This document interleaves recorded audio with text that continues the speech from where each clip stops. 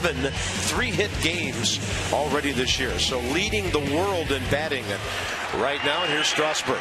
Yeah, last start, the fastball averaged 95 miles an hour. He threw it 67% of the time. The curveball, 80, 18%. The changeup, 88 at 14%. That was the last start against the Mets. You remember the third inning, something clicked for Strasburg. He really was finishing his fastball. I mean, it was to the target, through the target, and he was hitting his spots like a guy that throws 88 all night long. So he had the velocity plus command. And it was a rough go for the Mets after the third inning. So the defense behind Steven Strasburg. Michael Taylor getting the start in left. Jason Worth with the night off. Span Harper center and right. Desmond Escobar left side. Dan Uggla getting the start at second base tonight. Zimmerman at first. And Wilson Ramos behind the plate. It'll be Dan Uggla's first appearance here at home since his heroics in Atlanta. I hope our fans acknowledge that when he comes up to hit for the first time. Dan Isanya is a 14-year big league veteran umpire. He has the plate. That's the crew chief, Eric Cooper, out at second base. Over at first, Ryan Blackney, and third base, Lance Barksdale. Escobar's on the grass. Gordon's in the batter's box. Strasburg pawing away at the mound, and finally, here we go.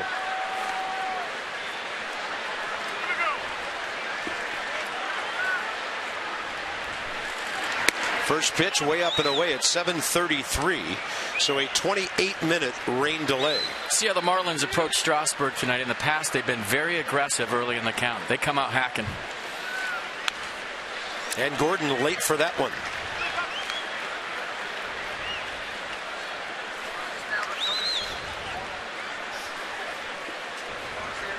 D. Gordon against Steven Strasburg, 3 for 12 career, 2 strikeouts.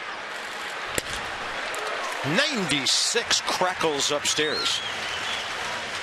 You just tell by his mechanics he's finishing toward the target. A lot of times we were talking about with Jordan Zimmerman last night how he spins out of there too much toward his own dugout. Takes that late life off the fastball. Tonight he is just same as last time so far. Right through the target. 96. Strasburg career against Miami. 9-6. 20 starts. 3.58. More wins and starts against the Marlins than anybody else. And that ball goes rifling into the Miami dugout. D. Gordon making sure everybody's okay. Well, he almost hit the big guy. And I chatted a little bit during batting practice with John Carlo, and he said the dimension that D. Gordon has brought to this ball club has been a huge factor in their early success. They got off to the bad start, as we mentioned last night, 3-11. Then they won 9 of their next 11 before the Nats beat them last night. There are 2 400 hitters in baseball, by the way. Adam Jones at 402. Orioles in New York against the Mets tonight.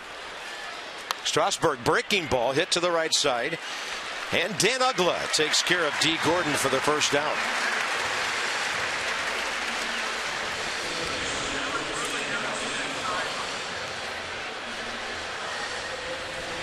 I asked Matt Williams today, who does Yunel Escobar remind you of? He said, Martin Prado. Same kind of guys. They move the ball around the field. They hit line drives. They're good defenders. They do a lot of things to help their ball club. And here they are both hitting second.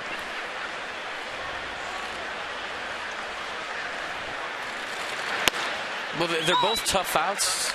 They both give you good at-bats on a consistent basis. They both play good defense. And in my opinion, they're both winning players. They're going to find ways to beat you.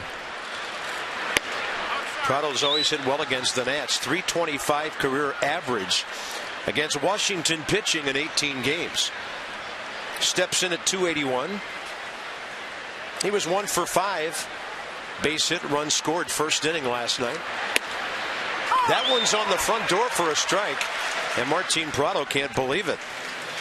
Curveball kind of backed up, didn't really break away from Prado, kind of broke toward him, and Strasburg got the call.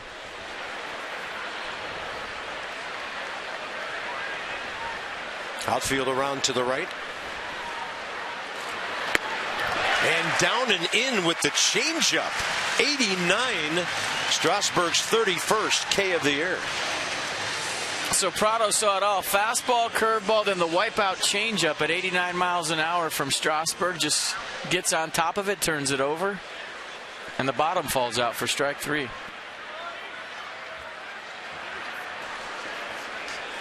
That'll bring in Giancarlo. 5th in the league with 13 extra base hits. He leads the National League in RBIs with 24. Dan Uggla standing right behind Steven Strasburg. Right behind him. And a ball cracked into left. Not as hard as the one he hit at Jason Worth last night. But great contact by Giancarlo. And that's his first base hit of the series.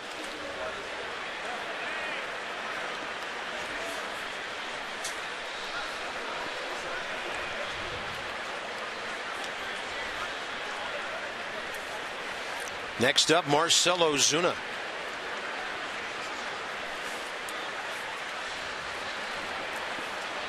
By the way, that was Stanton's 13th career hit and 31 at bats against Steven Strasburg, hitting over 400 career against Steven.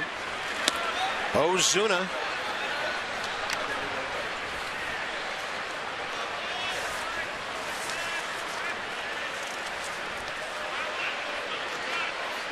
Seven for 16 with a homer, 5 RBIs.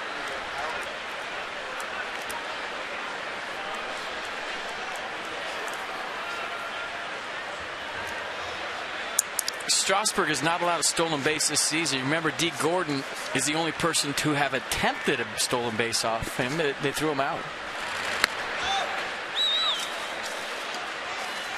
Remember, a few years ago, there wasn't a whole lot of attention paid to runners by Steven. Now he looks at him as he comes up into the stretch. Does a nice job of holding runners close, and nobody swiped the bag yet. 2-0. Ozuna hitting at .314.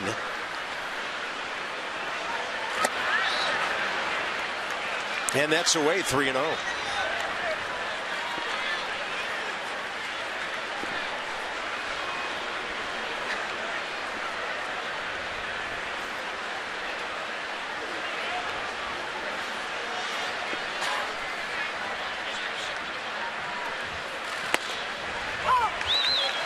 On the corner, 3-1.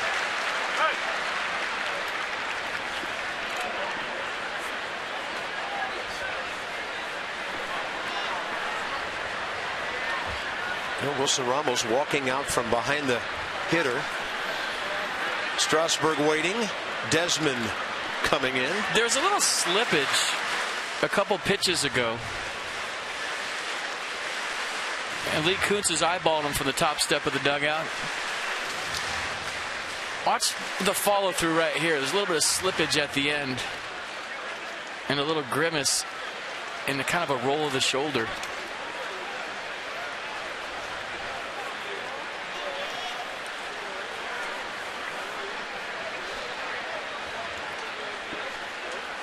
Runner at first base, 2 outs, counts 3-1.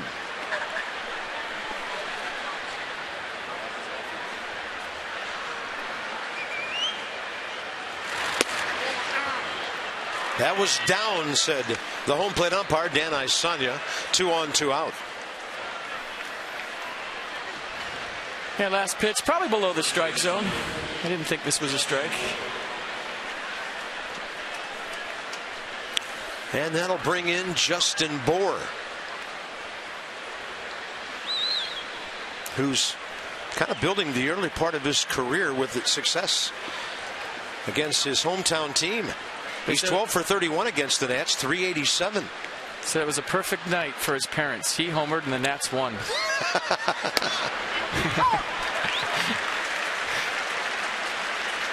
Yeah, he went opposite field, leading off the 7th inning. Put the Marlins on top, 2-1. Nats answered with the Worth base hit in the bottom of the inning. And the 0-1 is low. Turning into a long first inning again for Steven Strasburg. 20 pitches. The last time out at New York with a base hit in Milwaukee through 27.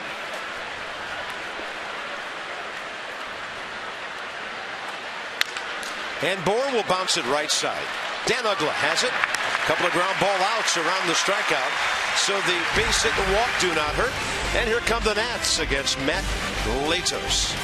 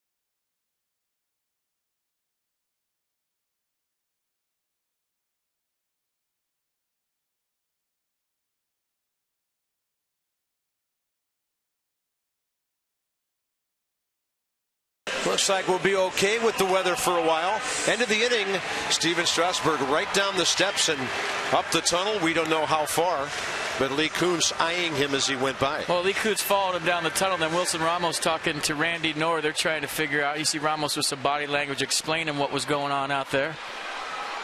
So we'll see. Nobody up in the Nats bullpen. Matt Latos, 27-year-old right-hander, born in Alexandria, Virginia, having a rough season, 0-3 with a 6.86. He left early last start with a left strained hamstring. It happened while he was leaving the batter's box on a base hit in the 5th. So you wonder if the Nats are going to test him with a few bunts tonight. As you see, the opponent's hitting .326 against Latos this year. Didn't have a bad start last time. Gave up 3 runs, 2 on a first-inning home run off the bat of Michael Kadire. 1-0 pitch to Span. Denard 0 for 3 with 3 walks career against the right-hander. Steps in, hitting .308. On base percentage, .351. Last year, he got on to the tune of .355. That is right to the first baseman, Justin Bohr. The Nats are 10th in the league in hitting, but 4th in runs and top 5 in home runs. Escobar to follow, and a career high 5 hits last night. Got his batting average up to .311. He's also hitting .329 against right-handed pitching this year, 10th best of any hitter in the league. Dan Uggla's in there tonight. Danny Espinosa takes a seat, and Michael Taylor in for Jason Worth.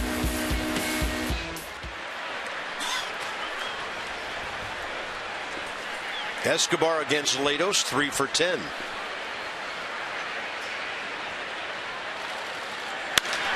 And he goes high and deep to right center. Ozuna drifting with it, and that ball is caught at the very end of the scoreboard, where it's about 385 feet from home plate. Well, we talked last night about how it's warmer, the ball's carrying. Ian Desmond's home run stayed in the air for a while. Justin Bohr's home run the other way stayed in the air for a while. And Yunel Escobar with a little bat flip right there. I thought he got him. I thought that ball was getting out of the ballpark based on the way it played last night. Nice play by Ozuna going back to the track and making the catch. Next up, Bryce Harper.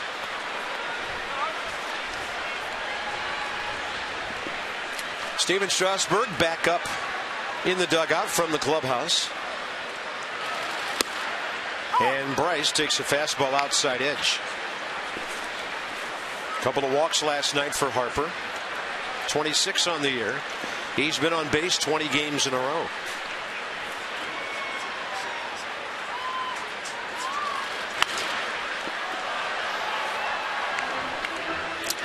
Set the defense for the Marlins. We'll go one name in left. Ichiro, Ozuna, Stanton the outfield. Echeverria, Prado left side. Gordon Bohr right side. And JT Real Muto behind the plate. Left-handers wearing out Matt Latos this year, hitting .353 against him. But he's got the count going here. And Harper to center. That'll hang up for Ozuna. 1-2-3 for Matt Latos in his own backyard on a 7-pitch bottom of the first.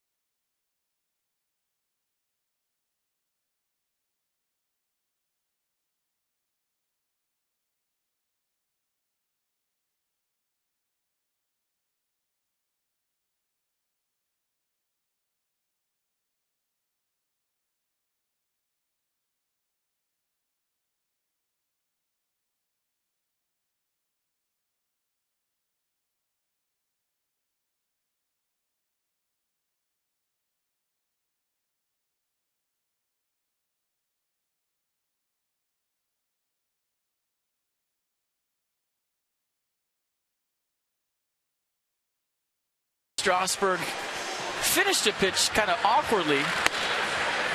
You see him roll the shoulder, a little wince right there, and Wilson Ramos came out to the mound, checked on his big right-hander, see if he was okay. He got the ground out from Justin Bohr to end the first. Went straight down the tunnel. And hey, he's back on the mound. That's all we got. 21 pitches, 12 strikes, first inning. Opposing catcher JT Real Muto for the Marlins.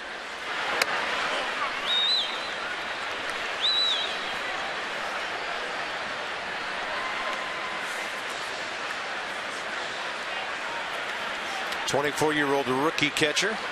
0 for 3 career against Strasburg, who runs that 96 back to the outside corner. He's had some pretty good heat on that number 1 so far.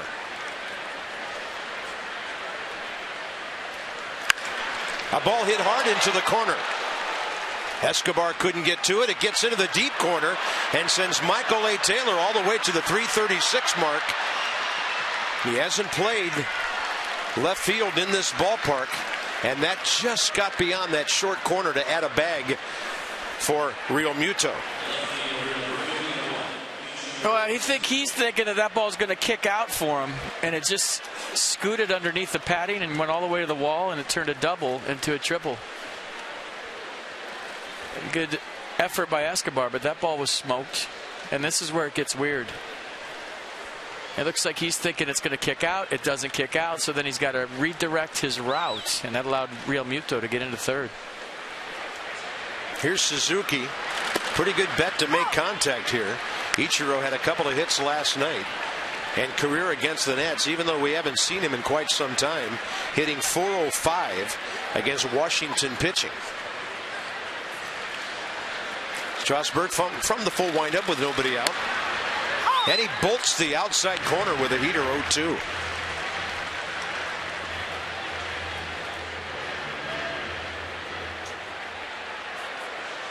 Tough guy to strike out. That he is. Infield back, as you would imagine. 6 strikeouts so far this season in 71 official at bats.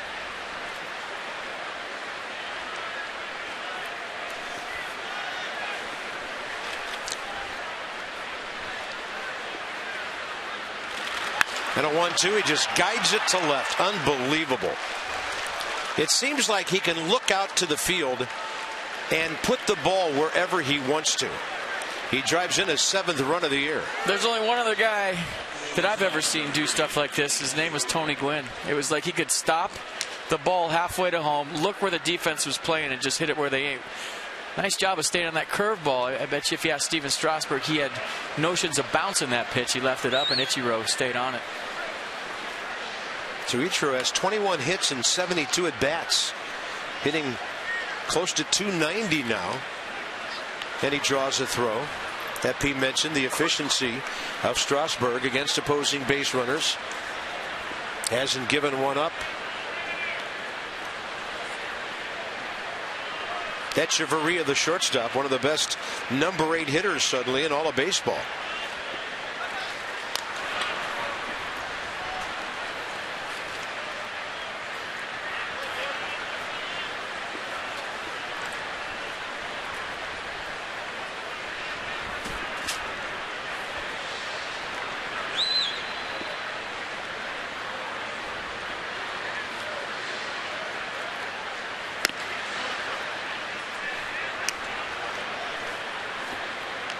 Strasburg 115th career start.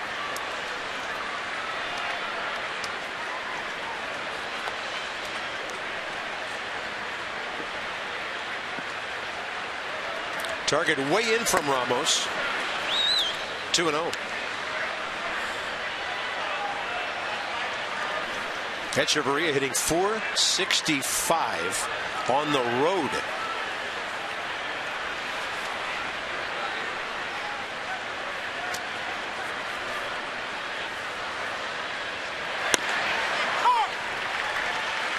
That's what he did so well his last start against the Mets. The command of the fastball at 96, 97. He was just handing it off to Wilson Ramos. Ramos didn't even move his glove after the 3rd inning with his heater.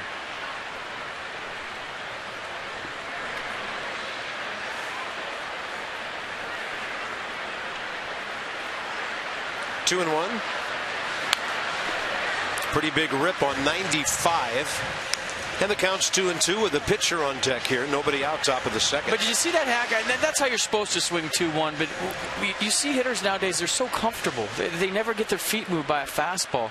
And they just lean on 2-1 pitches and fall down on you. There was a day when if you were hitting 8th and you swung like that, you were getting one right in the back the next pitch. Game has changed. Guys don't do that anymore. They get fined and suspended for even just getting close to hitting somebody. So now you have hitters up there falling down on 2-1 counts. Yeah. And I was about to say, as you said, they don't do it anymore. They really can't, because of the way things have changed from upstairs. 2-2. He goes with the breaking ball. Ramos out there to corral it. Count goes full.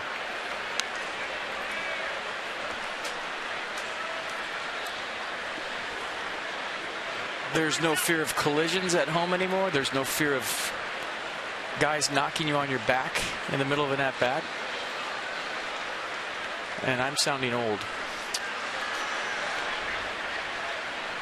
Runner off and moving.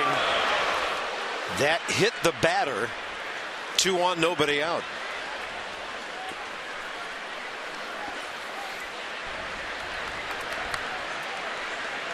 Oh, big opportunity right here for Matt Latos to help himself out with a bunt. He's got pretty good wheels out there in Suzuki and now Echeverria after they hit him in the jersey. Got him in the jersey. Matt Latos, 3 sacrifice bunts this year. 36 in his career. This guy's always been able to handle the bat. He's a big, strong guy. He's hit 3 career home runs.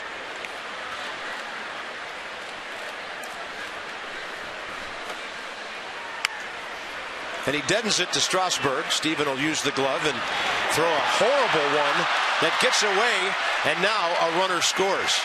Steven Strasburg threw an in-between hop to Dan Ugla over there. That'll be an error on the pitcher.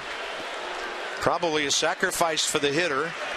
We'll see how they score it, but The Marlins lead 2-0. Yeah, he didn't throw this ball at all. Nice bunt by Matt Latos. He got the job done, but watch Strasburg just kind of goosed this ball. I don't know if he had a grip, kind of aimed it. You see him kind of pull up on the throw, and the reaction, Dan Uggla really didn't have a chance. That was an in-between hop, took him off the base. You'll see it right here. Just a scud over there. Yeah, E1 all the way. 2-0 Marlins, nobody out, 4 consecutive men on base. Give Ichiro credit for coming around third hard and giving himself a chance to score right there. That's good base running. Most guys would have just been jogging into third, happy that the sacrifice got him over, but he went in hard to third, saw the ball bounce away from Uggla, and kept going.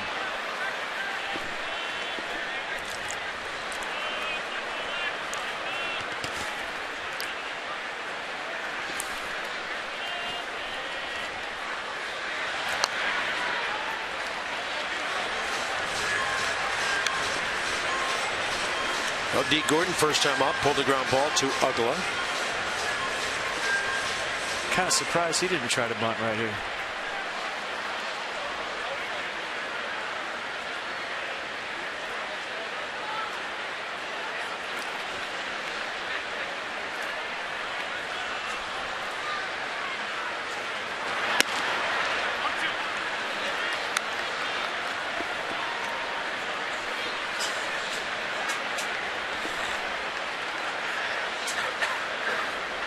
That is a pitching disparity. Strasburg has already faced 6 more batters. Second time around in the order, and D. Gordon slashes one back to the screen.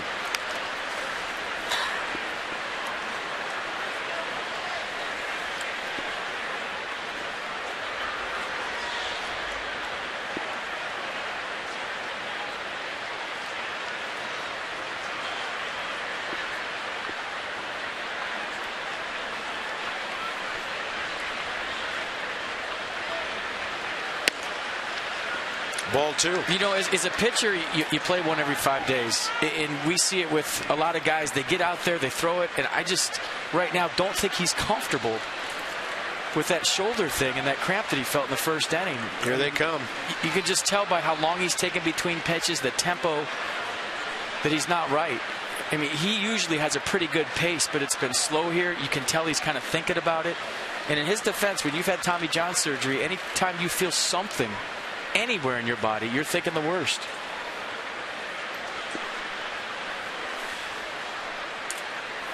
As an athlete, whenever you have an injury and you feel a twitch anywhere near that injury, whatever it is, a knee, as you see everybody getting loose, you start thinking, uh-oh.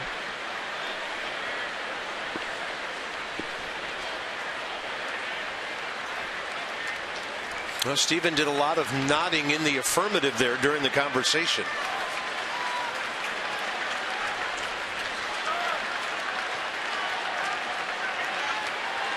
Yeah, something's tight somewhere.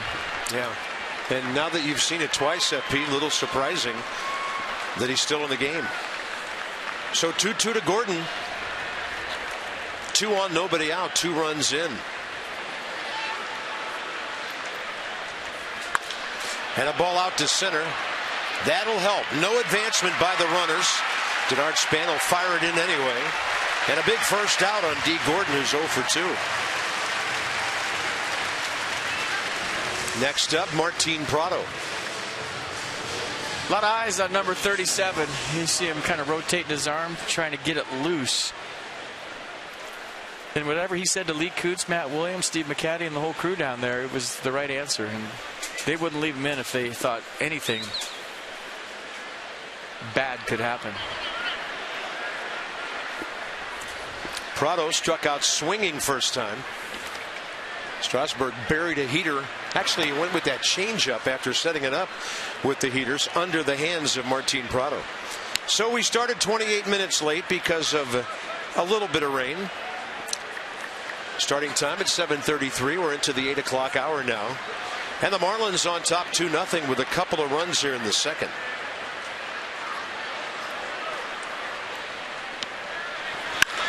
A ball hit to left. Taylor over, cruising to it, and the grab for the second out. Now you deal with Giancarlo Stanton, 2 on, 2 out. Yeah, fastball 93 right there. Mother's Day. Bring Mom out to the game on Sunday, May 10th. 1:35 start against the Braves. That's this Sunday. And Mom's going to get some flowers on the way out because, folks, she deserves them. That's while supplies last. For game tickets, visit nationals.com. A carnation to take home. Here's Stanton, base hit to left, first time up.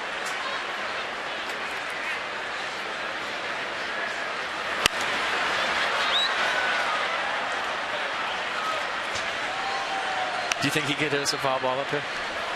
He might be the only guy. I'm thinking he could. I got on my seat for that one. I don't know why. But I'm thinking Craig Kimbrell might have to be pitching, and those two aren't likely to appear at the same time in this ballpark. That's 96 he's facing right now. Yeah, no, but I'm talking 100. That's up and in, and that'll spin him out of there. Counts even, 1 ball, 1 strike.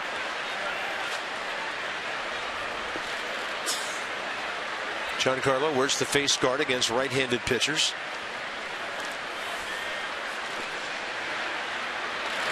That's a good-looking breaker. Strike 2. That's a useful pitch off a fastball in. Just talking about making people uncomfortable. You know, you never want to drill people on purpose, but hey, you move somebody's feet, then you throw a curveball the other side. That's pitching.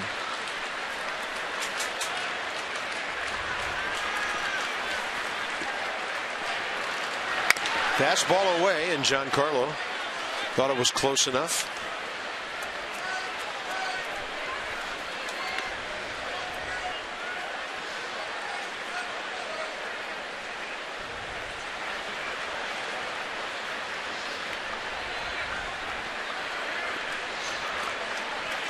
Giancarlo now last 13 games against the Nats hitting around .390. Strasburg has struck him out 10 times in his career in 31 at bats.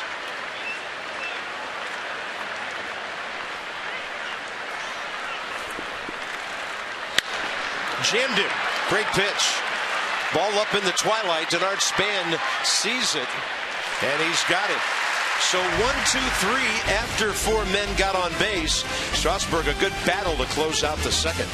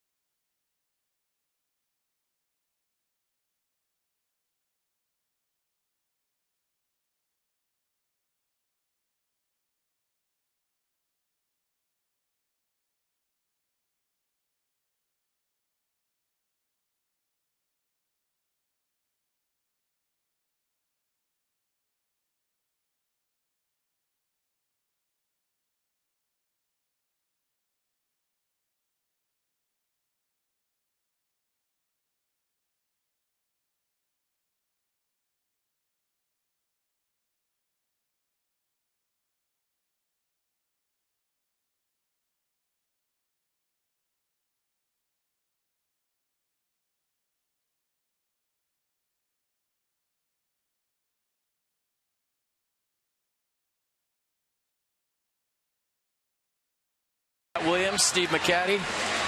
And I know what he's thinking right now. He's thinking, I'm feeling something. I'm not sure what it is. I don't want to kill our bullpen. It's my day to pitch. And you just don't want to bow out that easy. But this might be a case of live to fight another day. We'll keep an eye on the bullpen if it gets up. But you can see, I think, if I had to guess, they're trying to tell him, you don't have to be a hero in May. But I know what he's thinking right now. As a starter, you don't want to tax your bullpen for 2 or 3 days and just go 2 innings. So we'll keep an eye on the bullpen. Nobody's up yet, but there's been a lot of serious discussion in the dugout between the skipper, the pitching coach, and the pitcher. He's got the towel wrapped around the arm to keep it warm. So we're going to the bottom of the second. Strasburg, by the way, 48 pitches, 29 strikes. Han to do up what they've done career against Matt Latos, Zimmerman, Ramos, Desmond.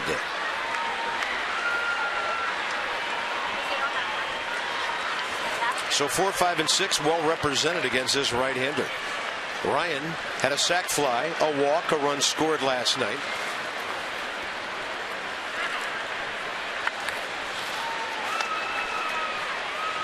And Latos only his 8th pitch of the game. Upstairs, he's a big guy. At 6'6", he comes straight over the top. And Ryan in the cleanup spot tonight. With Jason Worth out of the lineup, Harper bumped up to 3rd.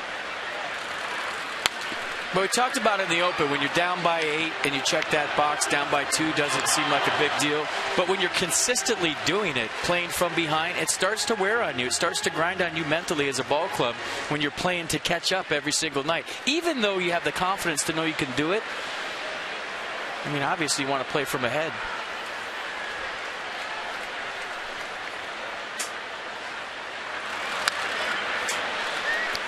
.90 upstairs, and Ryan straight back, 1 ball, 2 strikes. Zimmerman 5th in the league in RBIs with 17. In the background, Wilson Ramos, who's hitting just under 300.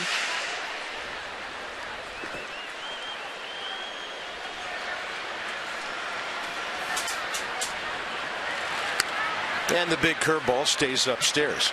And the off speed, I watched the whole game against the Mets last time for Latos. It was rolling in there. Slider was rolling. His curveball was rolling. His changeup was his best soft pitch. But you got a good example right there on the curveball at 78. Not sharp. And the 2-2 hit out to right. That ball moving away from Giancarlo Stanton and foul.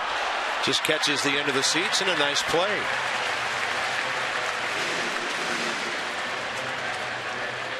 And what does that mean as a hitter? We'll check out the catch again. Nice snag. Going back, good communication with the fans around him. He called it. Everybody else split. I like it. But if a guy doesn't have sharp off speed and his fastball's up, there's no real rush in the at-bat. You're not thinking as a hitter, okay, I really got to get to this fastball. His curveball's sharp. His slider's nasty. Right now, just from what I'm seeing, looks like a comfortable at-bat.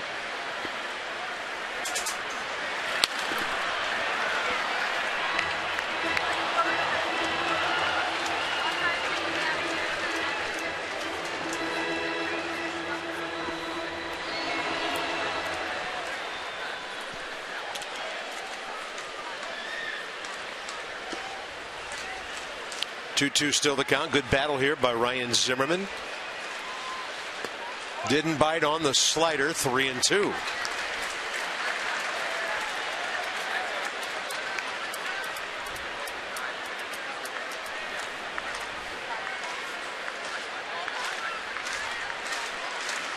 The crowd trying to get something started over on the first base side.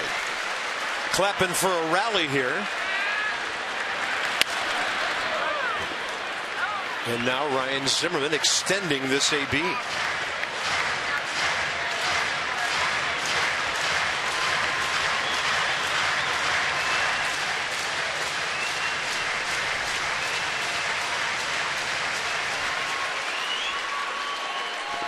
You know, 7 pitches to 3 hitters in the first, and now 8 pitches to Ryan Zimmerman. Number 9 on its way. Get some good rips.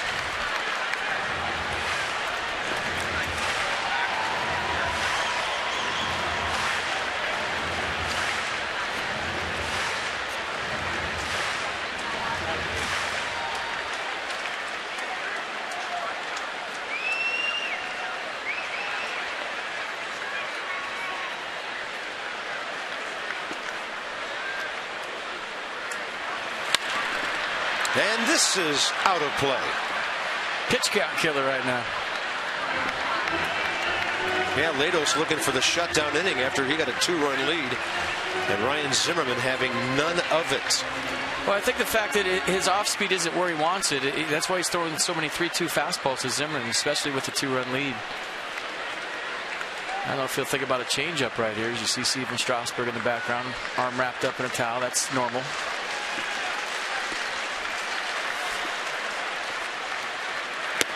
He goes changeup, and Zimmerman walks with a fantastic AB starting the bottom of the second. Might be the biggest cheer for a walk I've heard at Nats Park in a long time. That was a heck of an at-bat by Ryan. How about 11 pitches for that at-bat? Wilson Ramos is next.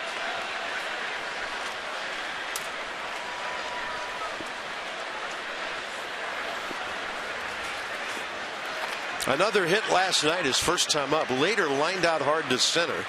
So he's on a 9-game hitting streak with 14 for 36.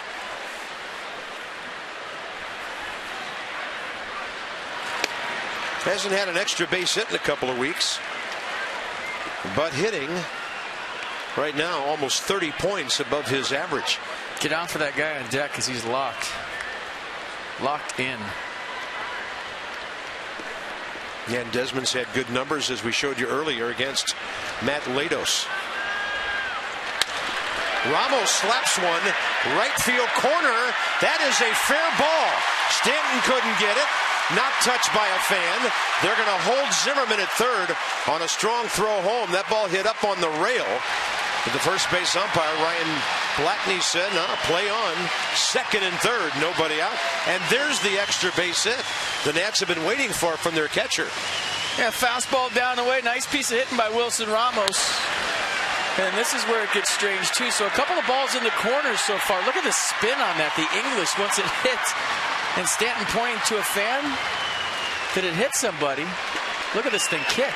I mean, it had some Bellata Pro V1X spin on it. Yeah, that did not hit anybody. It hit that railing and came back. So now the Nats have a chance to tie the game. And there goes the no-hitter. A double by the Buffalo here in the second.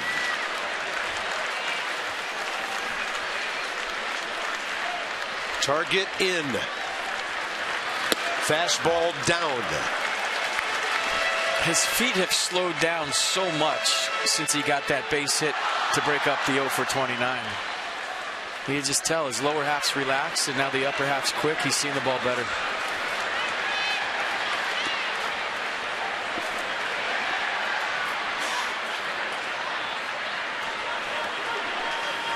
Ground ball to second base here is a good play.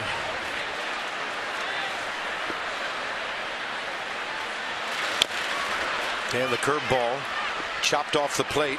This should be my favorite at bat in baseball. Second and third, nobody out. And I've talked about this before. You hit a ground ball to second base. You come back to the dugout a hero. You get the run in from third. You move the runner over from second to third. It's just a fun at bat. It's like one of the only times where you don't have to get a hit. And you come back to the dugout and everybody's giving you high fives. You feel great about yourself. It's a team at bat, I used to call them, for the ball club.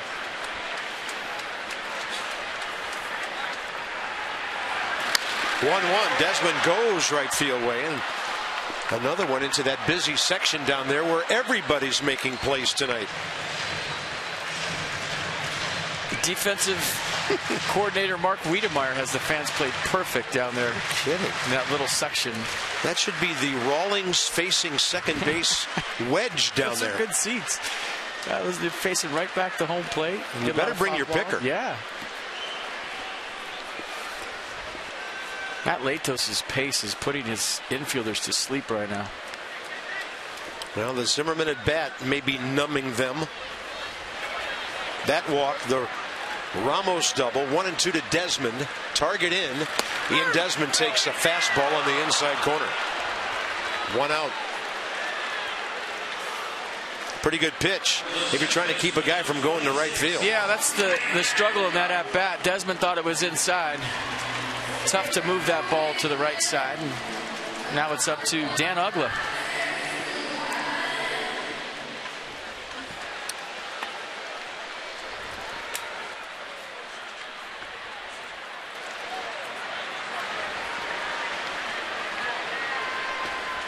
Well, one of the big heroes of the road trip, Dan Uggla. He has a homer, 2 doubles, 2 triples, 9 RBIs. 2 for 16 career with a run batted in against Matt Latos with a couple of bases on balls. He saw a curveball sitting upstairs. Slider maybe, 84? Yeah, and it's just not doing a whole lot. Really pitching with one pitch. He threw a changeup to Ryan Zimmerman, 3-2. That was a ball, and the off speed has been up so far. Nats trying to take advantage. Latos trying to figure it out.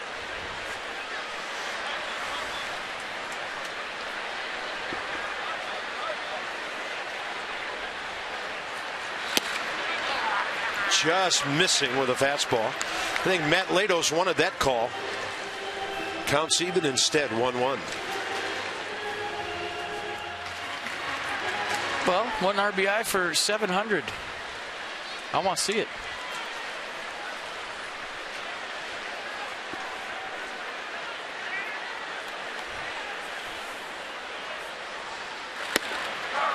Now he gets the count in his favor. So slider, fastball, fastball here.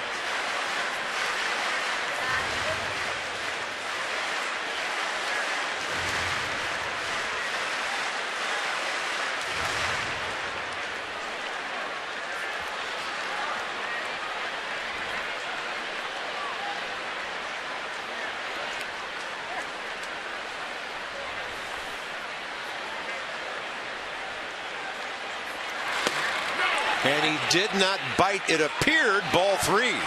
What a good take. That was close. Started his hands, but those Popeye forearms that Dan Uggla's featured stopped that bat. Let's see it from the side. Might have got away with one there. Yeah, that call could have gone either way. Yeah, it should have gone the other way. Uggla, a Marlin from 2006 to 2010. I'm just watching the Marlins infielders right now. They're staring at the dirt. They're looking in their gloves. D. Gordon chatting with Wilson Ramos. Yeah, it's just the pace that Matt Latos has is not Doug Fister. Let's just put it that way. Well, Uggla was this franchise's all-time home run king until Giancarlo broke that a couple of weeks ago. 3-1 power count here. And Latos threw him a nasty slider, maybe his best of the night.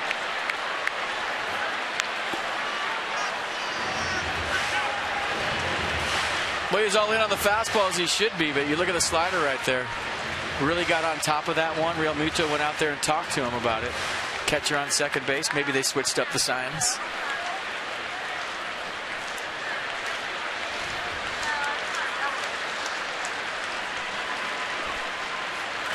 Fastball broke his bat. It'll score a run. And well played by the third baseman, Martin Prado, but the Nats get on the board. So there's RBI number 700. A good job of getting the job done. And Uggla, a guy that's been prone to strike out in the past in his career with 2 strikes, full count, puts it in play. Nice job. Doesn't have to be pretty. Just put her in play. Good read by Ryan Zimmerman. He was going on contact. So mission accomplished. And watch all the shards here go everywhere. There's a toothpick. There's a toothpick. There's a tiny toothpick right there. But career RBI number 700. That is a big deal, folks. There's Michael A. Taylor facing Matt Latos for the first time.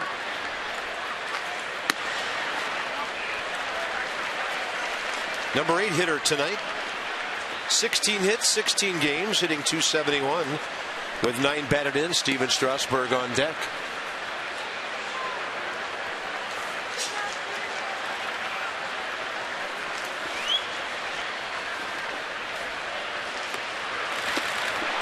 Really slowed his bat down with 83.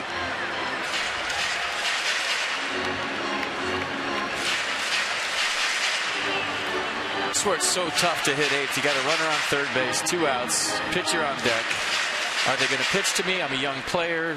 What are they going to do here? And the worst thing you could do is be caught in between. When you get in that batter's box as an 8th guy right now, you're either, I'm forcing the issue, I'm going to expand my strike zone, drive this run in, or I'm just going to take my walk and hope that Strasburg can do it. But you can't be in between both of those. You got to be one or the other. because you know they're not going to give you something to hit, Carpenter. That's been, the age-old question for hitting in that spot. Do I go Vladimir Guerrero here and swing at something over my head and try to drive in this run? Or do I just take the walk and take what the game's given to you? I think you just have to be ready for a mistake. Look for something in the middle and anything else spin on. Easy to say, hard to do, especially when you're a young player. He got a fastball up, and Michael rides it out of play to the upper deck right side. Counts even 2-2.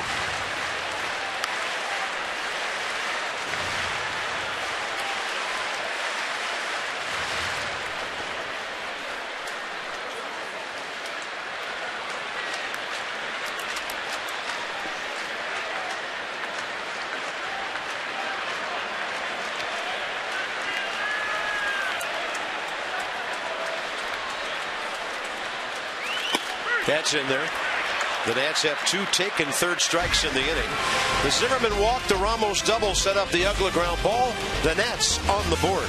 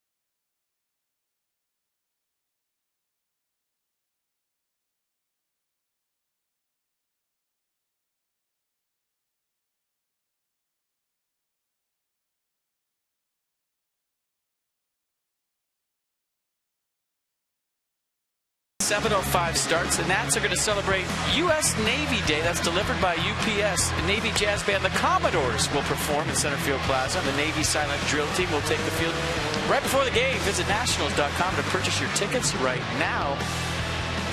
And that's May 8th. Today is May 5th. Happy Cinco de Mayo, everybody. Nats fans into it. I love it. It's 2-1 right now. PNC Minor League report from PNC Bank for the Achiever and you. Lucas Giolito and Reynaldo Lopez officially joining High A Potomac this week. So you folks down there in Woodbridge have a chance to see 2 of the great young talents in this organization. They've been working out, logging innings at the Nats training facility in Vieira for the last month. Lucas Giolito going to start May 8th, I'm told. Wow. And Reynaldo Lopez, the other. 2 of the Nats' top right-handed pitching prospects. Did you just say dos to uno? Well, I know it's not 2. It's 2-1, right? Okay. I just thought I hit my SAP button for a second. I was just, going a little multilingual there. Your Oklahoma accent and your Spanish really don't get along very well. It's no bueno.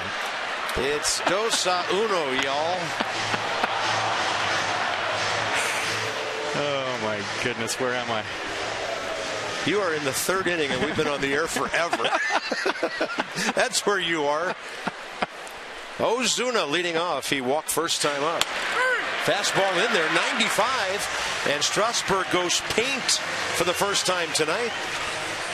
Mercedes-Benz will track it. Well, it turned around the 3rd inning last start against the Mets. He made some great adjustments. He started kind of picking up the pace a little bit, using his fastball, more power in the fastball past Mets hitters with command, and that's a great example Kind of flashbacks to his last start right there with that pitch. That was nice. And as that strikeout happened, Sammy Solis got up in the Nationals right field bullpen.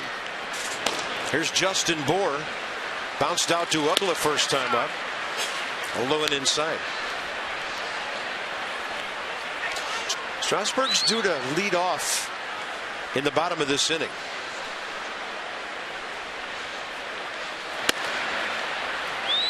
And he's already at 55 pitches.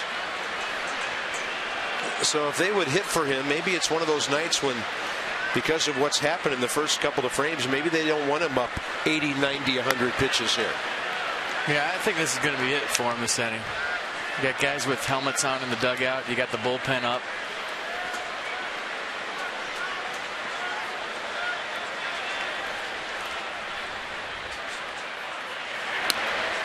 Fastball misses inside.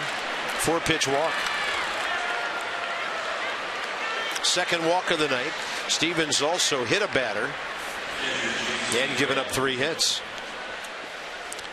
The second hit was a big one by the hitter coming in, Real Muto, the double. So strikeouts per 9 innings, all-time career leaders of guys who've made at least 100 starts. And you sure hope Stevens' career doesn't turn out like the 2 above him, because Mark Pryor and Kerry Wood flamed out in a hurry. The other guy was around for a long, long time, and he's going to Cooperstown. I'm watching Strasburg between batters and pitches, and if I had to guess, it's something in his back behind his arm. He keeps trying to get loose, and Ian Desmond might have saw something from shortstop right here and saying, hey, look, if you're not feeling good, it's okay.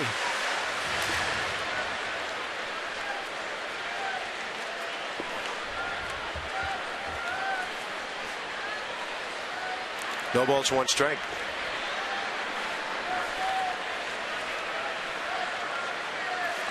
Real Muto, a couple of ground balls into double plays this year.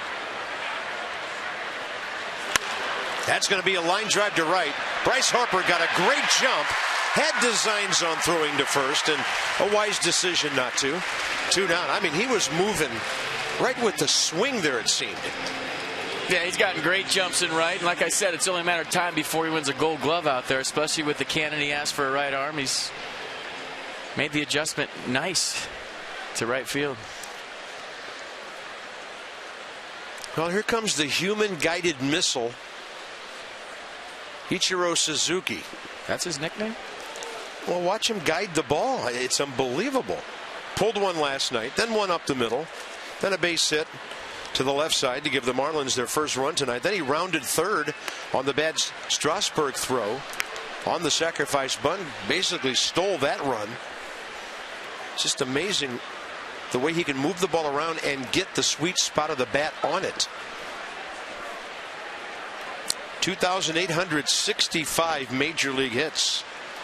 4,143 total, counting 9 years in Japan.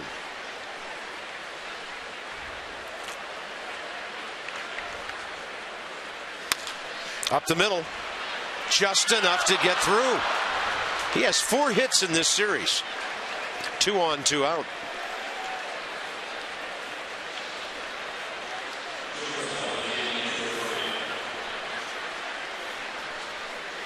Pretty good effort by Uggla, but hey, Ichiro's hitting. Seems like they find holes more times than not. That's how you get that many knocks. Good effort. Might have had a chance to flip to second if he makes this play, but there's no way he was getting that to first in time. Good try. Now the number 8 hitter, Echeverria, hit by a pitch first time up.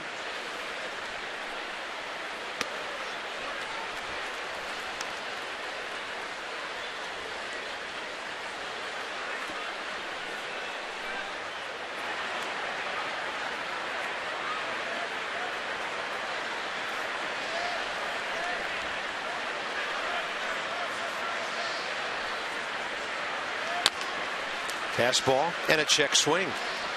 Counts even, 1-1.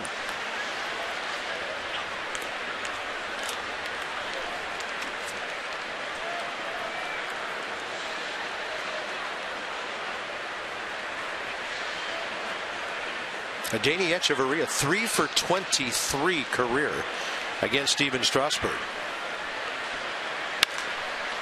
And a high fly ball to left center, pretty deep. Taylor and Span, it's still going, and Michael Taylor, one of two center fielders after that ball, makes the grab coming out of left. That thing had some carry. Is Strasburg done for the night? We'll find out shortly.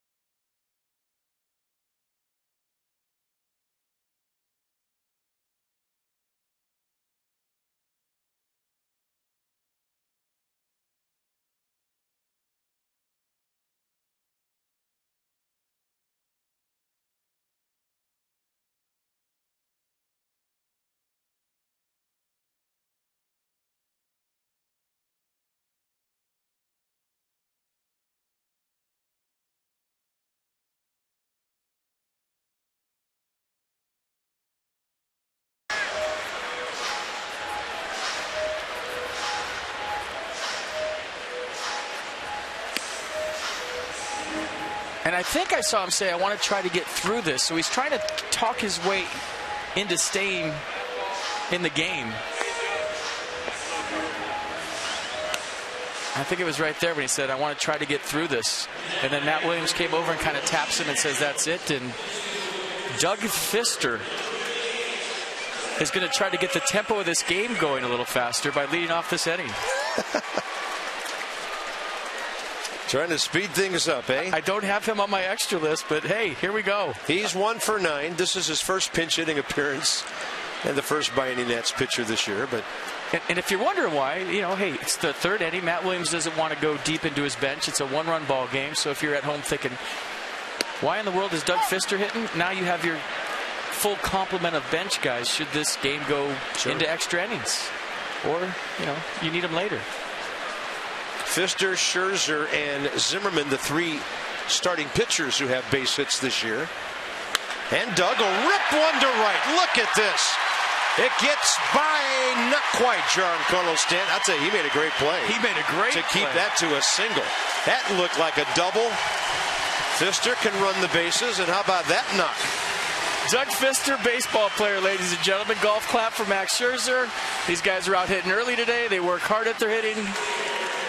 And I thought this was a leadoff double. So a great swing by Fister, but a better play by Stanton on the run. Hits the brakes, and Fister has to stop because Stanton has a cannon. Nice play by Giancarlo Stanton. Nice swing by Doug Fister. Second Nationals hit. Top of the order, Denard Span. On the grass at third, Prado. He's got the green light. Fastball missing.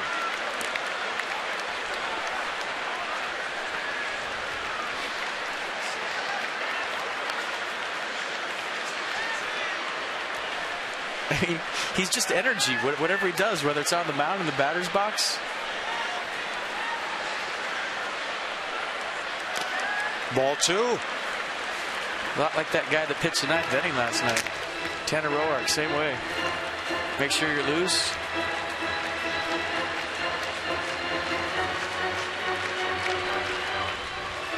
There, his first career save last night.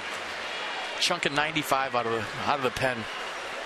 And then borrowing Drew Storen's killer slider to strike out Giancarlo. Span pulled the ball to first. First time up, right near the bag for Justin Bour. 2-0, and that's hard hit. Gordon turns it with Echeverria.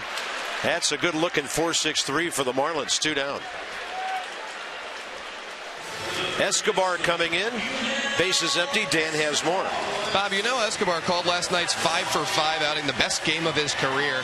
And as far as what this Nats team has done over the whole for the last week, Escobar said, this is the team I was waiting for. He said he envisioned this type of play, this type of success when he came over to the Nats this offseason in a trade from the A's. He's been very happy with what he's seen from this club the last 7 days. The Nats have been very happy with what they've gotten from him. And Matt Williams said when he gets a little too pull happy, that's when his success offensively decreases. Last night, stuck with what he does well, hitting the ball up the middle and the other way. Yeah, he almost put one up on the scoreboard first time up. Ball caught 385 away. Out in right center. That one's a one hopper to Prado. And that's it for the Nats. So Doug Fister gets a rare pitcher's pinch hit. And now it's up to the bullpen the rest of the night.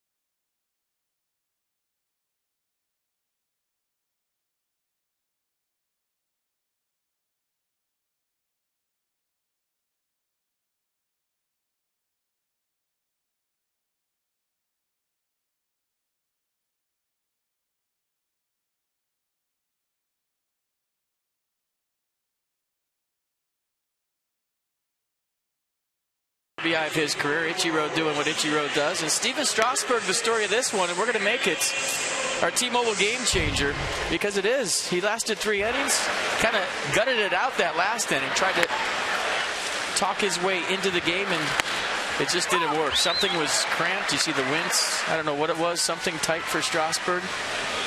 He went down the tunnel, came back out, finished the 3rd inning, but gave up a pair of runs in the 2nd. And just never really seemed right. Maybe that's why he choked off that throw on the bunt. Did something was tight? Something was cramping? I don't know. We'll let you know when we do.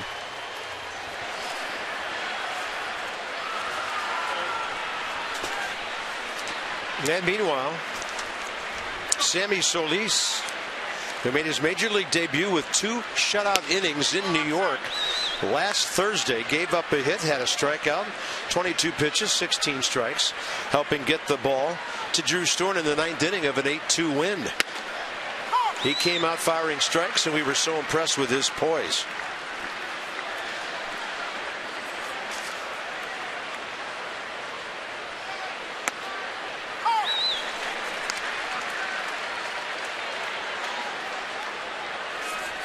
So he's been a starter the majority of his career, and I'm sure Matt Williams is hoping to get some innings out of Solis right now. Well, Matt Lato's down on strikes looking. Some quality innings, I might add, in a 2-1 game.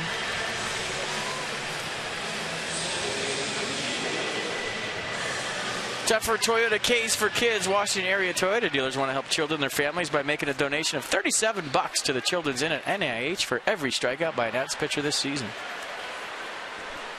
I have 2, 3 with that last one. There's D. Gordon.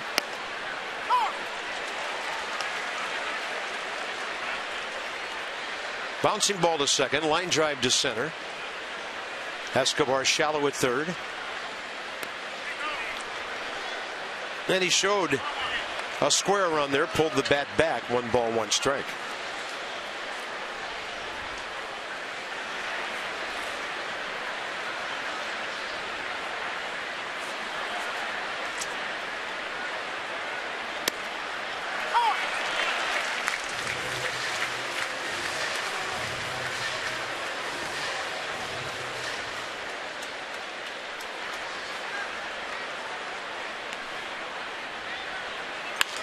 And the 1-2 right to Escobar. Got rid of it in a hurry, and 2 quick outs for Sammy Solis.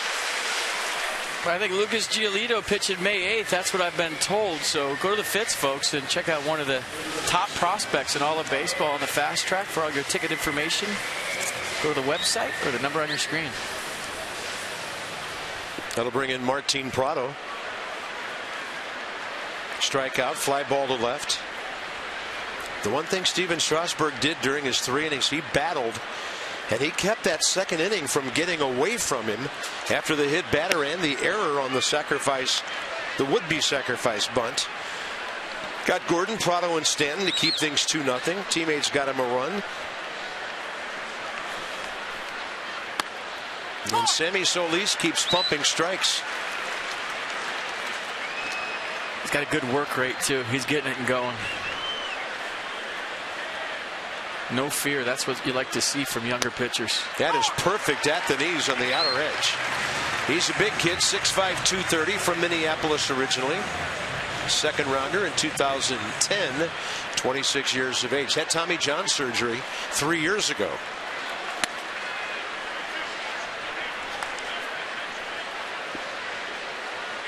Got 3 pitches, fastball, curveball change. A fastball averaged 94 in his major league debut. And it's right around there tonight. 2-2 to Prado.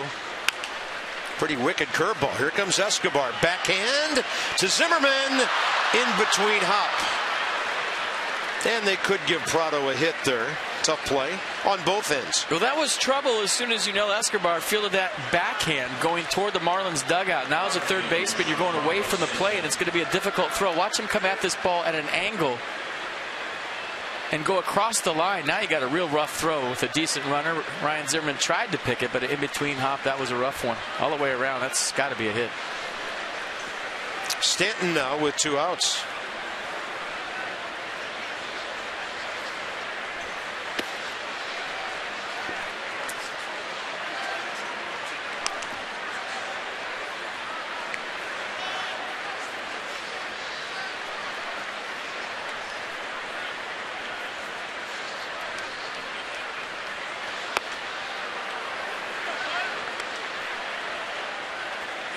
Well, they've had success in with Stanton in this series, but if you go in there, you better get it in there.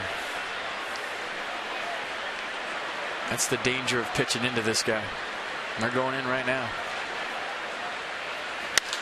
Oh my. If it's fair, it's a mile out of here, and that is a foul ball.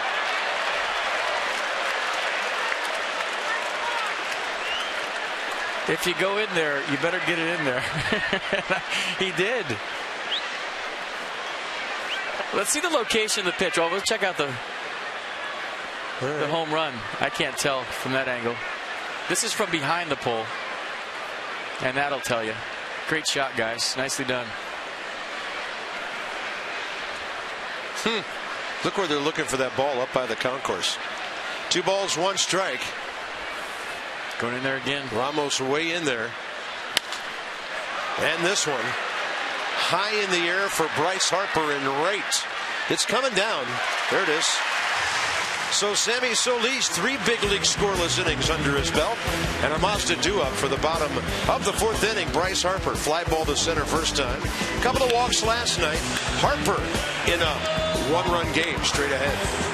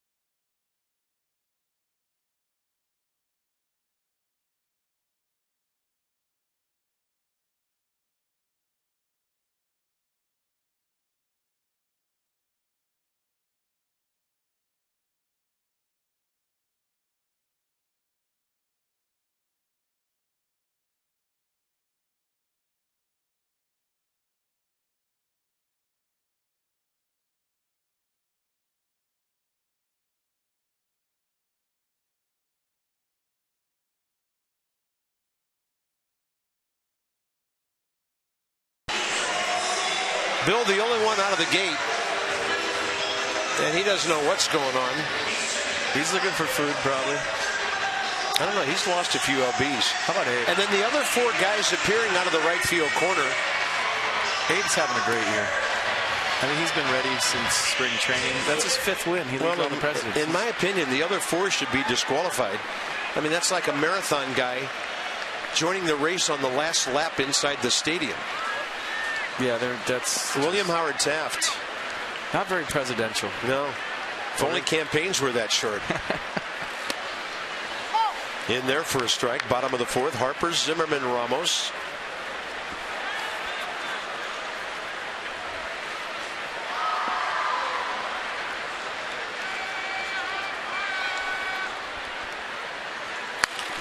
Turns on one. Look out. Right on the rail over there. Inside the numbers with STG. Bryce Harper and Ryan Zimmerman. Most homers against the Marlins over the last 3 years.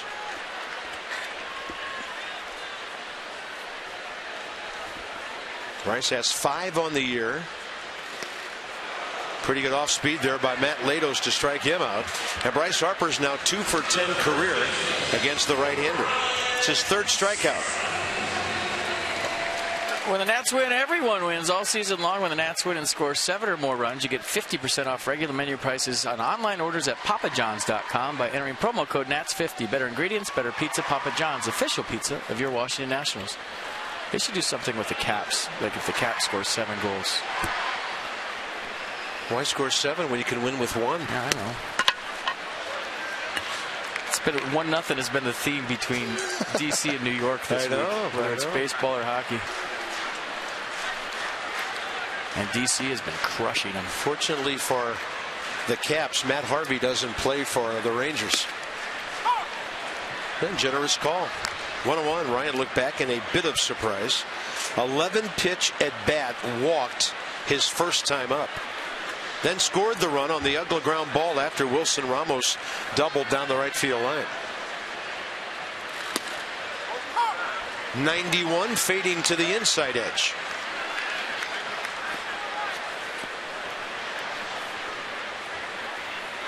This a strike? No. Not according to pitch track. And yeah, Ryan got strikes called on him on both sides of the plate. That'll expand the hitter's zone, won't it? Latos found his curveball. He hasn't been there all night. He threw a nasty one to Bryce Harper early in the count. Strike 3 was a curveball, and then he went curveball to Zimmerman right there. Marlins here tomorrow night for one more. Tom Kohler, Max Scherzer. Scherzer of the 1.26 ERA. That's a day game, of course, 1 o'clock, and we'll have a day game on Saturday when the Braves are here. Then the Nats will take to Phoenix and San Diego for a 7-game road trip, 4 in Southern California next week. We have to go to San Diego? You must, and spend 4 days there. Oh, that's just awful. See that curveball right there? That was a yacker. He got the feel for the 12-6 curveball right now. It's breaking off the table. It was rolling in there early. Try to see what adjustment he made. Nats have only had 2 hits, one by Doug Fister, pinch hitting for Strasburg. Yeah, he's breaking guys down with it. He threw a slider to Michael Kadire last time in the first inning. He hit a 2-run homer with it. He kind of abandoned the pitch after that. And his off-speed tonight hasn't really been there until right now, this inning. Thrown 4 or 5 great curveballs this half.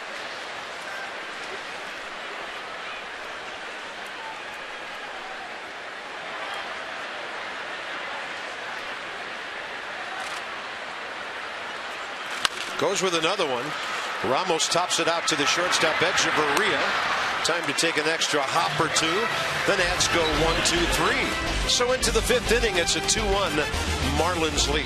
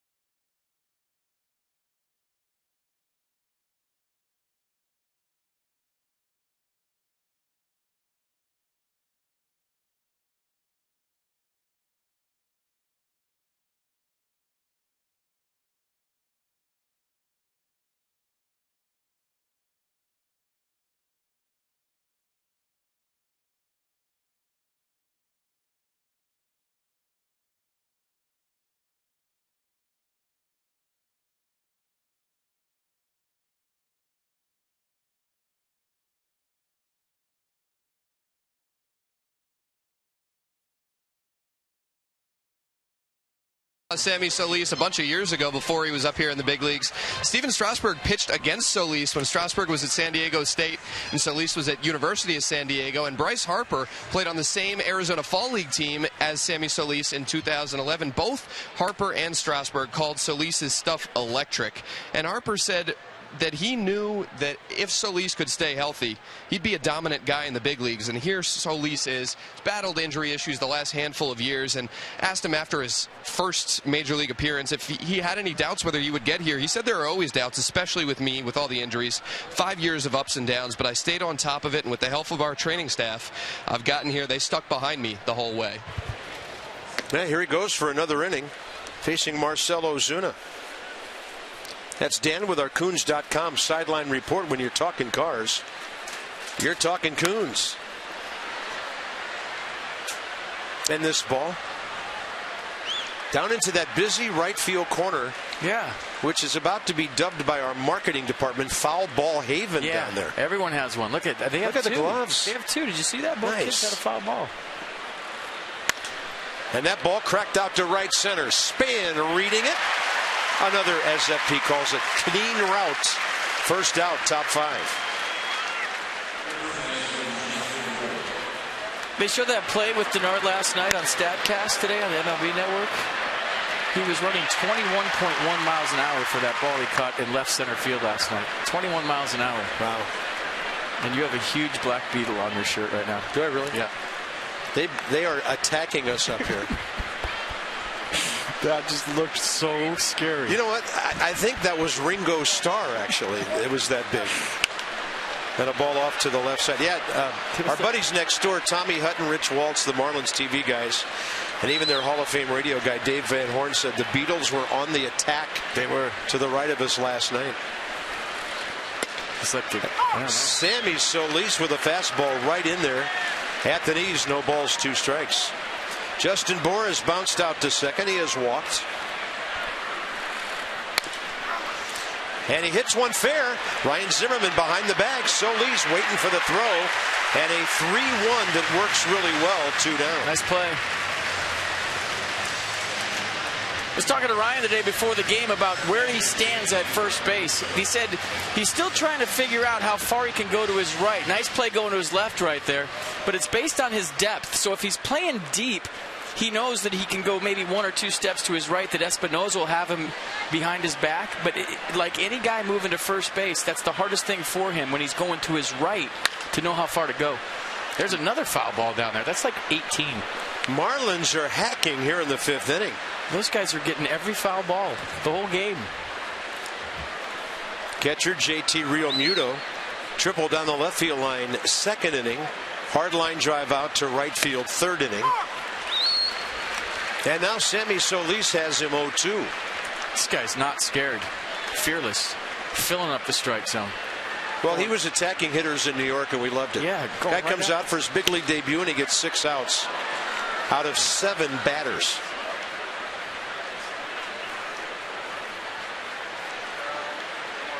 One ball, 2 strikes. Curveball. Did he check? He did. Ryan Blackney, the safe call from down first base way.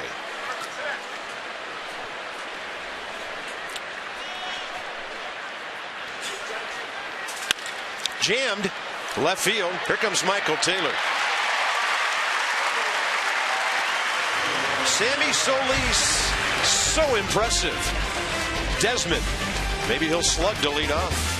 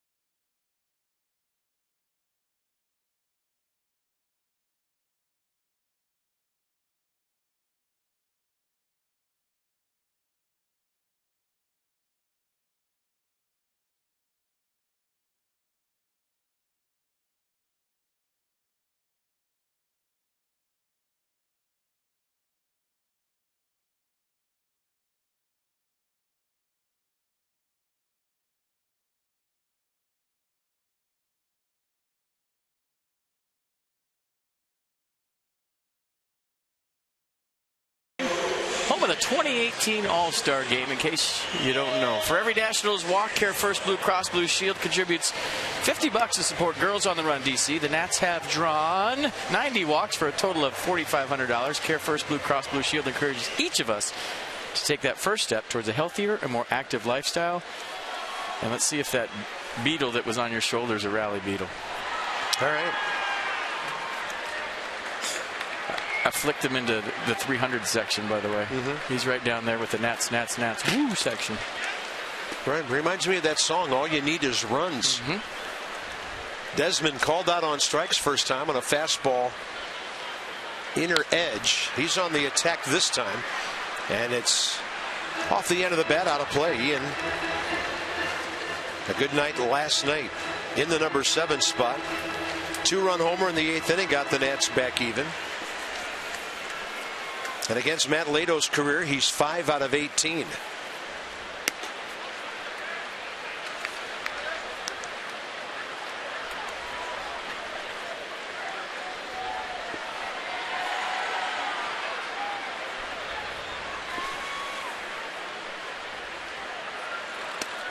There's the pitch on which he struck him out first time. And he can't wait to get to that curveball again. I saw him talking to his catcher, JT Realmuto, going off the field. They're kind of laughing about it, like, hey, it's working, call it.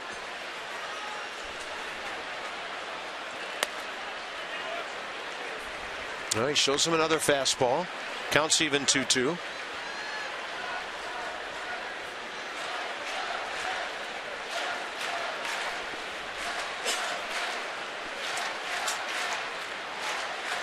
There it is. Desmond has it cut off by Martin Prado. 1 out, 5th inning. Matt Lato's in pretty good position here. Mid-50s on his pitch count. Actually up around 60 now. Bob FP and Dan. Johnny and Ray in the house with Nats Extra. We had an extended version for you before the ball game tonight with a nearly 30-minute rain delay. Didn't get underway till 7:33. Dan Uggla, Michael A. Taylor, the next 2 Nats.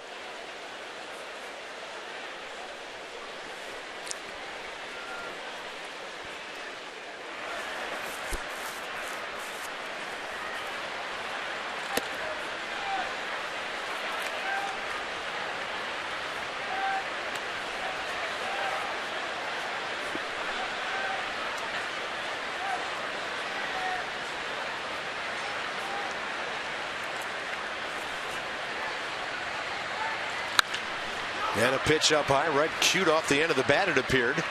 And Uggla is down. 2 outs.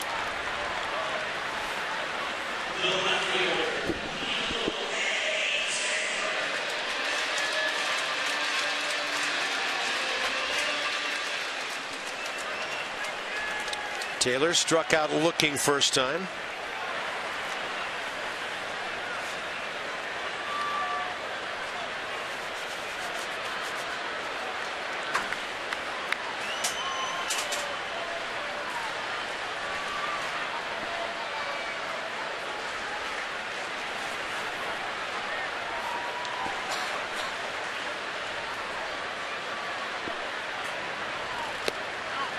Do pitchers get fines from the league if they take too long between pitches? Yeah, that's what I'm wondering. Because hitters are getting letters by the bushel full, right? Yeah, I shouldn't say fines, but warnings. That's what everyone's getting right now. Letters in the locker if you're, don't keep 2 feet in the batter's box. I wonder if the same applies for pitchers that are a little bit more deliberate.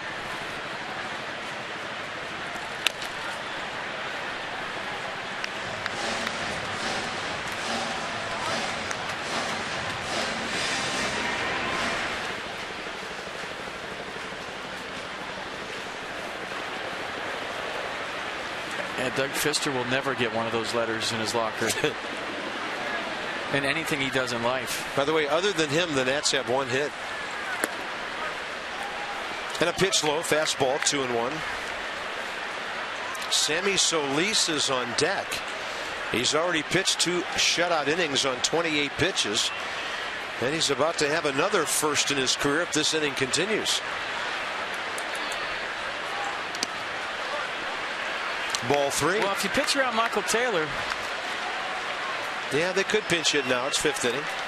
Nobody up in the bullpen, though, so you got to get some innings out of Solis when Strasburg only went 3. Yeah, bullpen's been busy lately. Quite busy.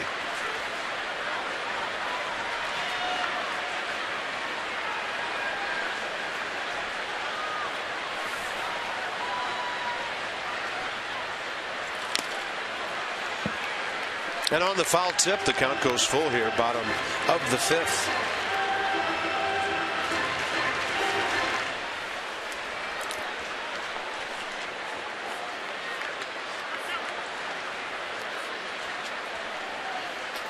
Braves and the Marlins are tied at 12-14 in the division, and the Braves are 8-0 at home up on the Phillies tonight.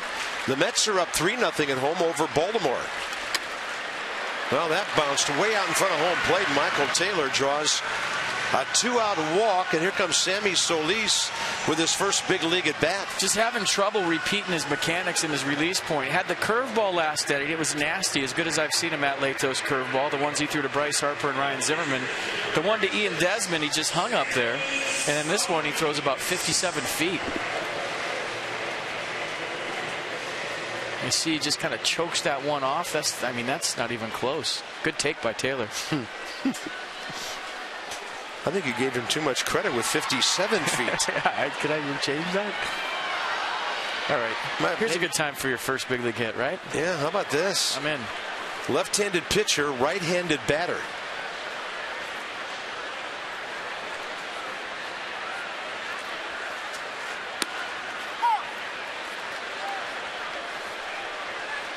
Dan Isania doesn't know yet that if Sammy doesn't swing, it shouldn't be a strike. Yeah, just like Gio. Throws left, that's right.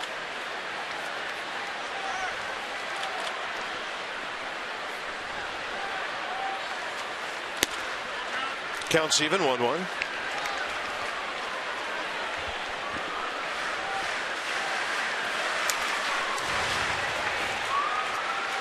Giancarlo Stanton is playing real shallow in right field. Just in case Sammy would hit one hard, getting around late through that side of the infield. He better hustle to first.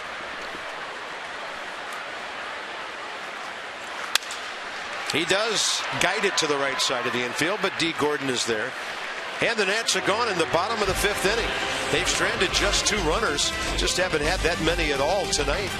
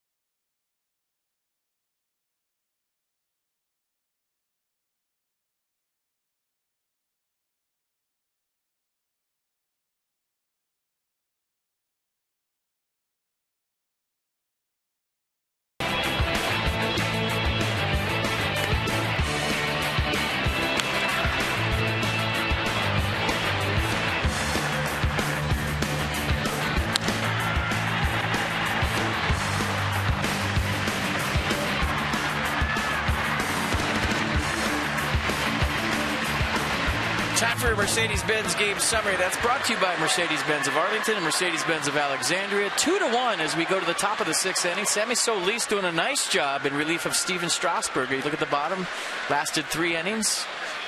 Gave up a couple of runs, and we're not sure what happened.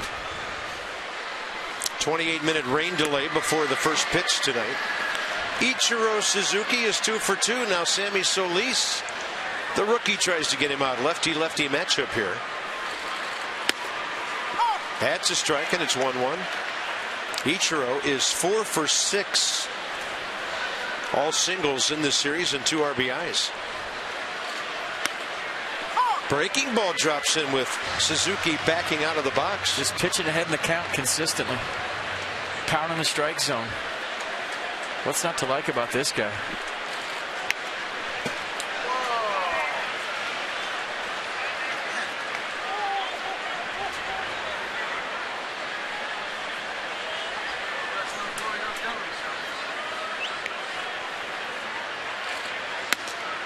And that hook stays upstairs. 2 balls, 2 strikes.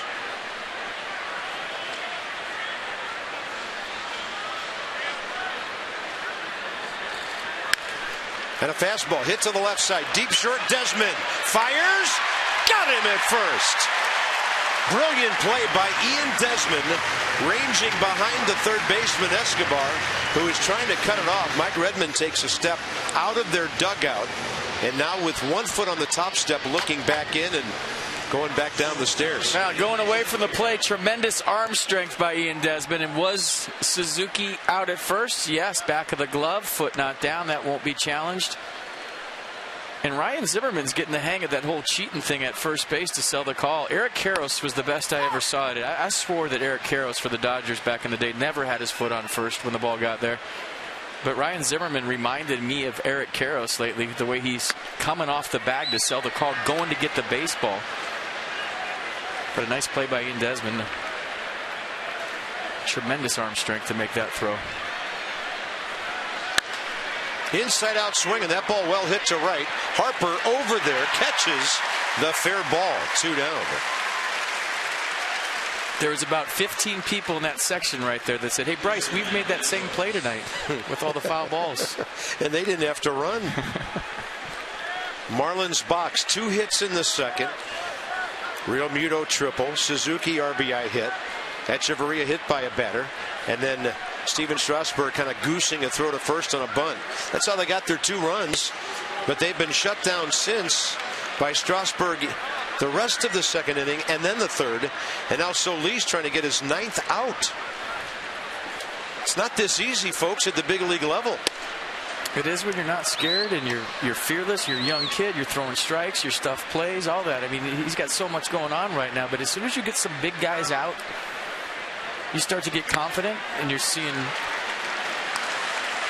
that you belong at this level, because there's always that doubt, no matter how good you think you are, how well you pitch in the minor leagues or played in the minor leagues. But when you start getting guys like Stanton out, big name guys, Suzuki out, okay, my stuff plays here. I belong. And by the way, Solis this year didn't make any appearances with Harrisburg over 2 innings. He's had 1 2-inning stint in the big leagues and trying to go for 3 innings here.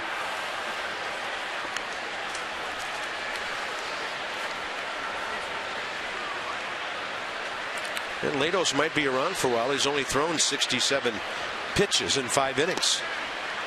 2-2. And 15 seconds between pitches right there on a foul ball. For those of you who don't know, some of the top guys in the league are around 17. Hey, you said Doug Fister would speed up this game. He did. Simply by appearing as a pinch hitter.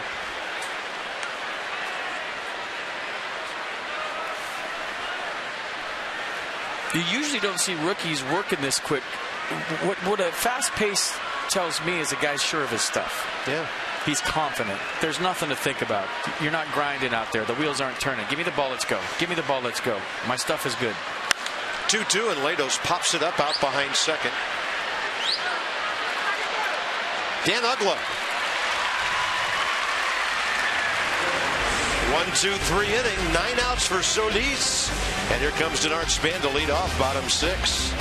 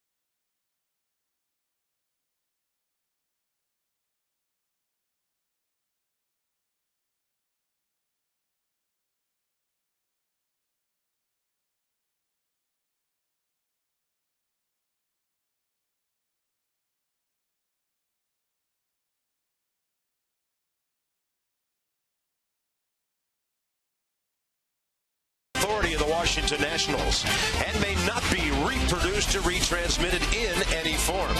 And the accounts and descriptions of this game may not be disseminated without the expressed written consent of the Washington Nationals.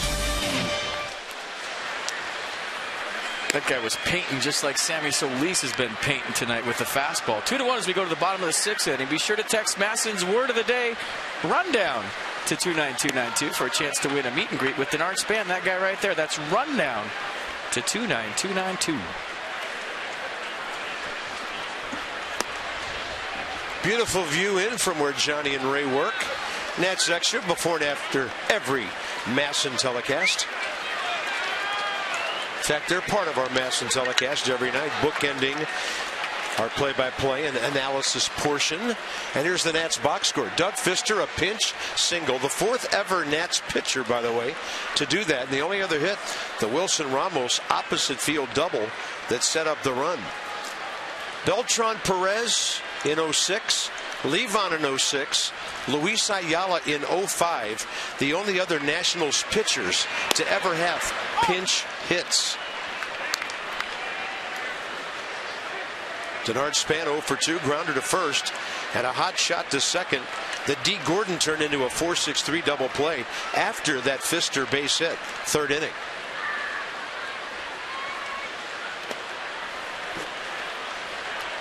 Inside the numbers with Jeep. When a player scores 1 run or more, what effect does it have on his ball club? Worth and Span, 2 of the top 4. Well, Jason Worth needs to get loose then right now. That's since the start of last year. Get him in there. Just a night off for Jason. Span all locked up on a pitch under his hands. A little cut to that fastball from Latos, and by the time Span recognized the ball was coming toward him, moving in, couldn't hold up.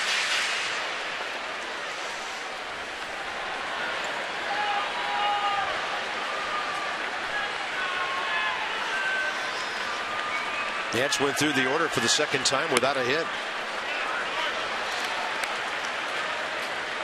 When Latos got that thing started with a Span double play, he proceeded to retire the next 7 batters, walked Taylor, but got Solis on the ground ball. 2-2 to Denard. And the breaking ball just hangs way upstairs, and I'm not sure Latos knew that ball was coming back at him right away. He was looking down, and Real Muto threw it back. Curveball's not curving all of a sudden for Latos. He had it in the 4th, and that's really the only inning he's had a good feel for that pitch. Span pulls it, and a nice big hop for D. Gordon. First out, bottom 6.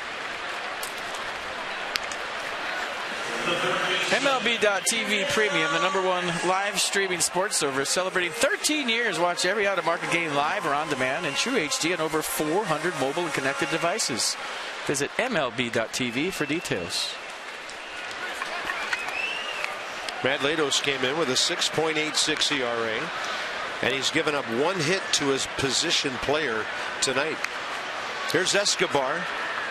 Deep right center, fly ball first time up against the scoreboard. Ground ball to 3rd 3 innings ago.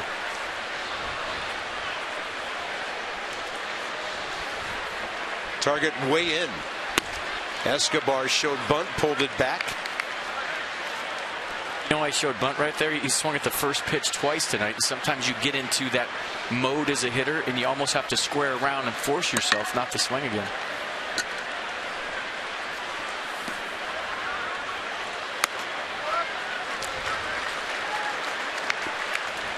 Bryce Harper on deck.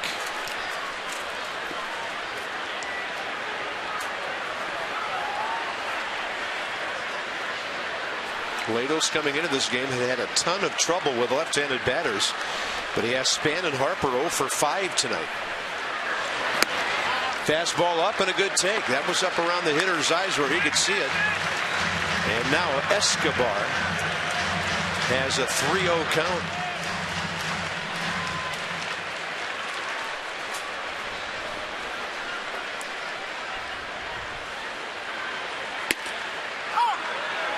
And a high strike. Mercedes-Benz wants to know how high. Some cut to that fastball, runs away a little bit at the end. 3-0 strike. Escobar disagreed. That's an easy take. Matt Latos, third walk of the night. The first man he walked, Zimmerman back in the second, came around to score. So a chance for Bryce Harper with Latos off the stretch here, 6th inning. Latos up with the fastball this inning.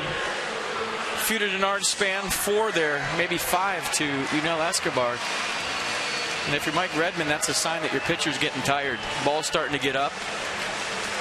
And high fastballs usually go a long ways to power hitters.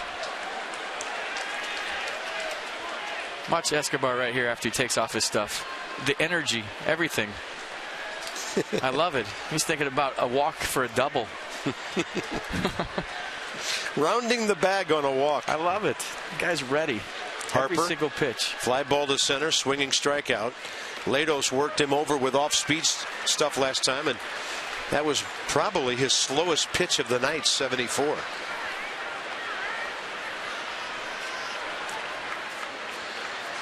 The Nats have beaten the Marlins 16 of the last 20 times in this ballpark. So as these innings go on, you keep wondering, how are they going to beat them this time?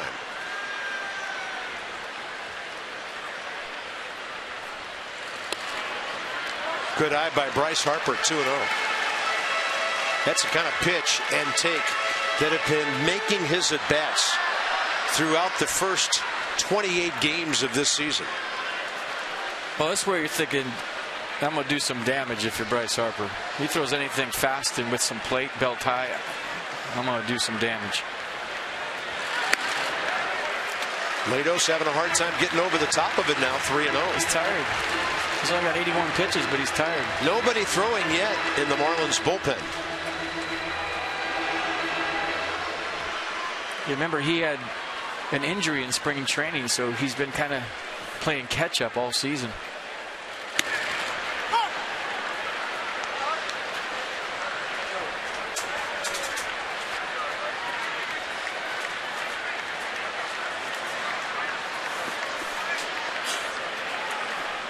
He's had some real quick innings tonight. He's had some marathon ones. Harper, left field.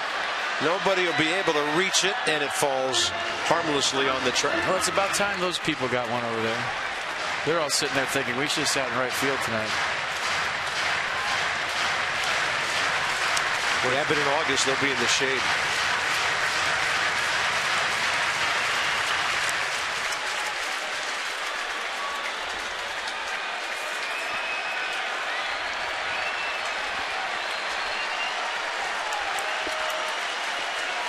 Crowd waiting and waiting for a reason to jump up. Does he go fastball here, 3-2?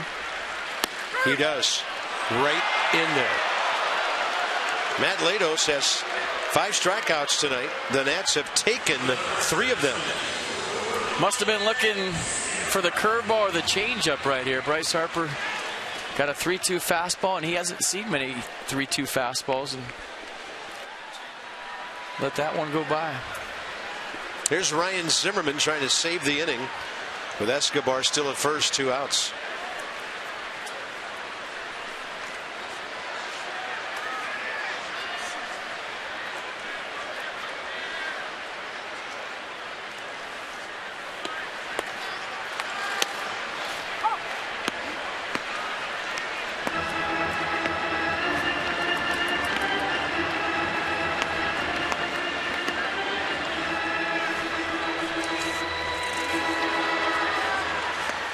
Nats have had a problem scoring runs at home this year.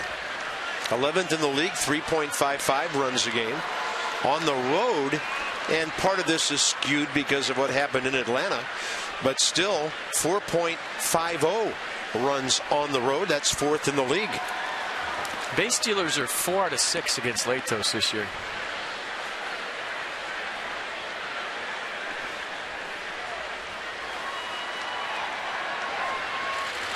Zimmerman, 2-hopper to the shortstop, Echeverria. Nationals bats quiet throughout this game, but they're only down by a run. 3 innings to go. 2-1 Miami.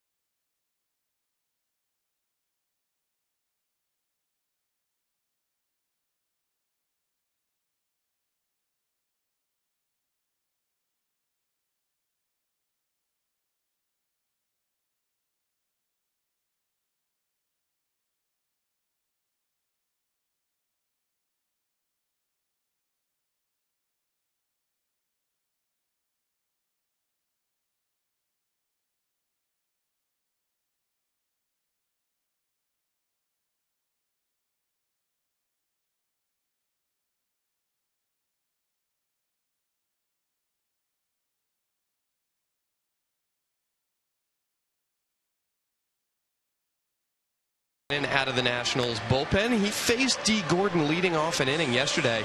Gave up a walk, and that ended up costing the Nationals as Gordon came around to score to give the Marlins the lead. Matt Williams said earlier today, we need to do a better job of not giving Gordon the free pass. He's good at getting on base, whether he puts the ball in play or whether he walks, but we need to make him earn it. So that's going to be something that we should look for Trinan here. Throw strikes, attack D. Gordon. If he's going to reach, Matt Williams wants Gordon to earn it himself. Yeah, thank you, Dan. And really, the Nats staff has done an okay job against Gordon. In this series, he's only 1 for 7. He had a base hit in the 9th inning last night that did get Stanton to the plate. Roark took care of that. So he's only been on base twice in 8 plate appearances to start this series. Blake had a weird line last night. 2 walks, 2 strikeouts, and he gave up 2 runs. Wicked movement on that 99-mile-an-hour hard sinker and a bouncer over to Escobar. How about that? Wow, he almost went triple digits right out of bed. Wow. Look at Escobar taking the bunt away.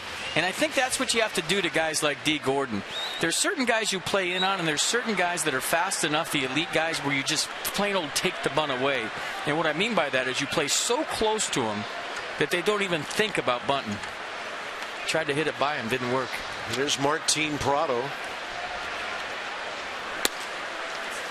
And Trinan last night in the 8th inning struck him out after walking D. Gordon.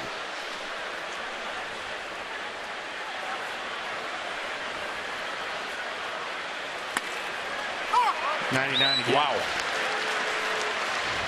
I mean, it's just, he's not even trying. It's 99. Not even trying? Is that what you said? Blake not trying. 16 pitches, only 7 strikes last night. On the inside edge, 86. Martin Prado overmatched in that AB. So this is going to be interesting. Trinan live arm tonight. Stanton coming in. Yeah, 3-pitch see ya. He drops the slider for strike 3. Prado didn't like the call. The slider kind of backed up, but here we go. How about this matchup? Double nines versus Giancarlo Stanton.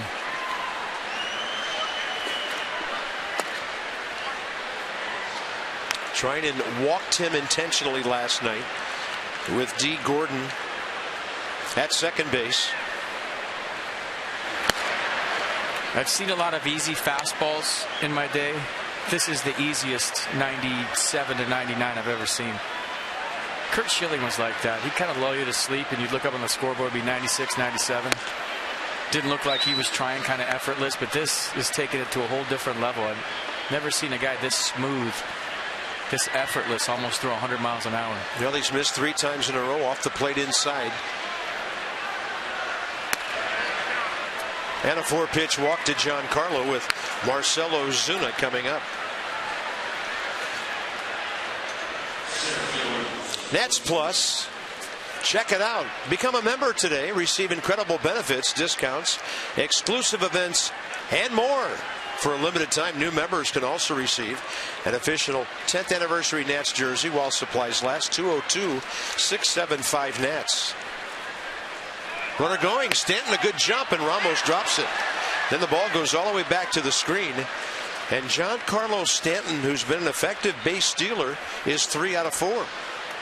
We see him just roll right into that. Didn't really stop. Doesn't hesitate. Kind of got a walking lead off Blake Treinen. Watch this. Just good rhythm. I don't think Wilson Ramos really had much of a chance. That's why he dropped it. He was trying to rush. He knows, he saw out of the corner of his eye the jump that Stanton got. I'll tell you, this hitter in the batter's box is a ticking time bomb. Ozuna's hitting over 300. He's walked 12 times. That's a wicked slider, 85 right in there. 1 ball, 1 strike. I think the Treinen-Ozuna battle last night might have been all sliders. He struck him out. I don't think he saw a fastball from Blake last night. Target in, that means fastball. He misses low. 2 balls, 1 strike.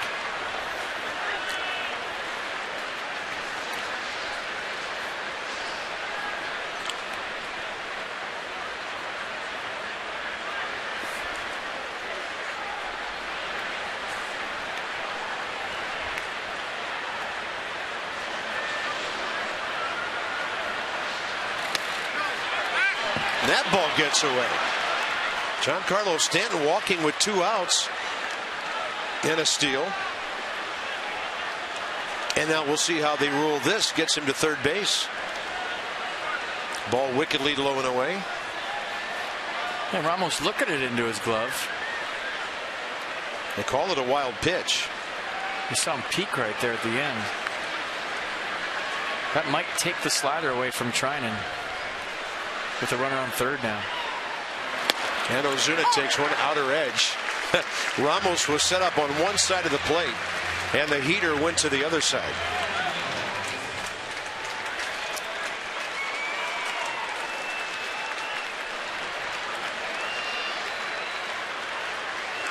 (3-2). 85 upstairs. We saw Ozuna take the 3-1 fastball. He was sitting slider maybe. He saw a lot of sliders from Treinen last night, and he was on that slider in a 3-2 count just now.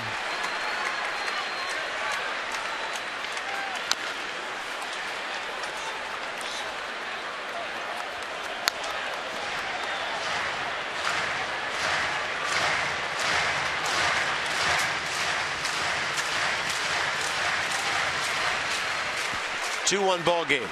Marlins got 2 in the second. The Nats, their only run, bottom of that inning. Been quite a battle of the Nats bullpen ever since. On a pitch up, fly ball right field. Harper moving into the corner. He's tracking it. He's got it. Down in a blind corner, and Marcell Ozuna still does not have a home run this year after hitting 23 last year. This gets us to the Hyundai 7th inning stretch. Yeah, the Curly W coming into focus. 9 outs left for the offense in a 2-1 game.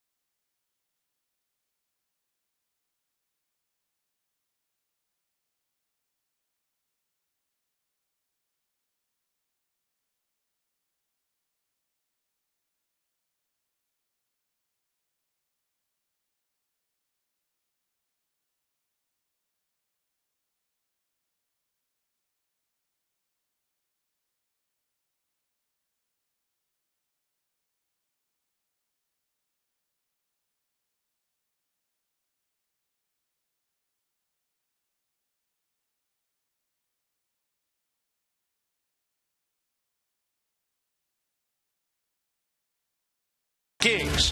Play daily fantasy baseball for free on DraftKings.com. Enter promo code Dugout for free entry. And by Orkin, pest control down to a science. We need them in the booth right now. Do they do beetles? A lot of flying objects in front of those stadium lights. It's going to rain frogs tomorrow, I feel. Oh, man.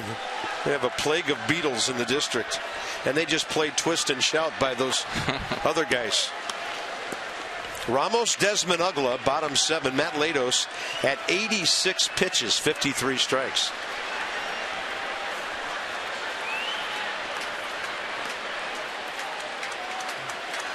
That's a pretty good play by Bryce Harper down in that corner. He's getting to know right field in this yard really well. 3 power hitters in this inning. Ramos pulls it. That's foul outside the third base bag.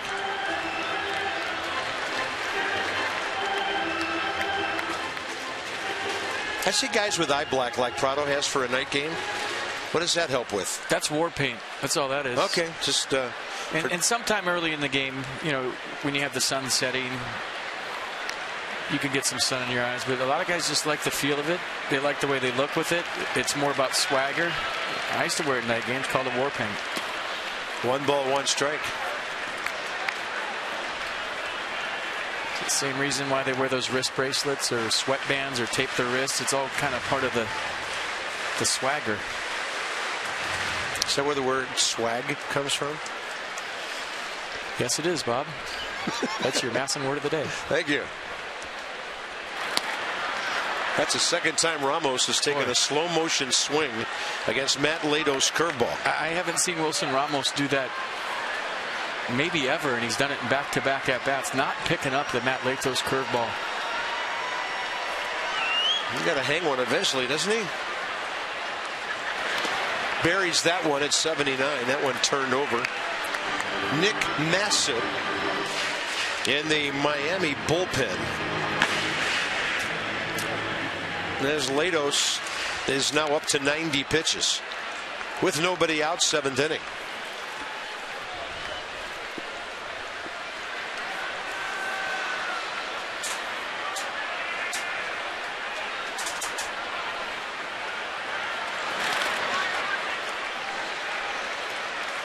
Man, we have seen some of the shortest curveballs of the season tonight. Now, what's he going to do on 3 and 2? He doesn't want to walk anybody. I know what JT Realmuto is going to do after the game. He's going to sit in an ice bath for about a half an hour. Good at bat by Wilson Ramos. Dan Isanya calls ball down, and that's Latos' 4th walk of the night. Time for Yellowwood bringing in the lumber. If you remember all the way back to last night, it was this guy in a similar situation with a 2-run tater.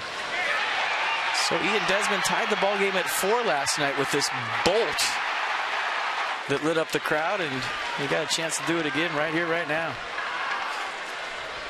And then the Nats would tack on 2 more in that decisive 8th inning.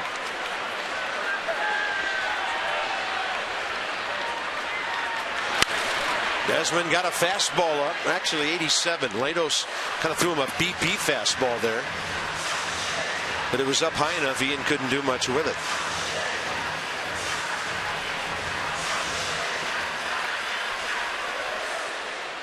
Desmond 0 for 2 tonight.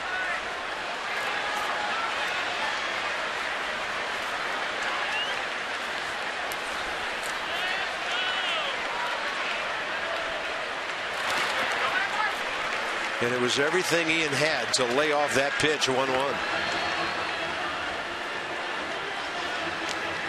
And another mark for JT Realmuto. I tell you, Dan Isanya might send him a cold one while he's in that ice bath, because he saved the umpire from a lot of contact. Well, he's trying to keep the tying run off second base too, but I mean, he has just been getting abused. Desmond inside out swing out of play.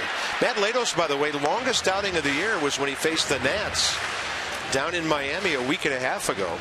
He went 6 1/3 in a no decision, gave the Nats 2 runs on 6 hits.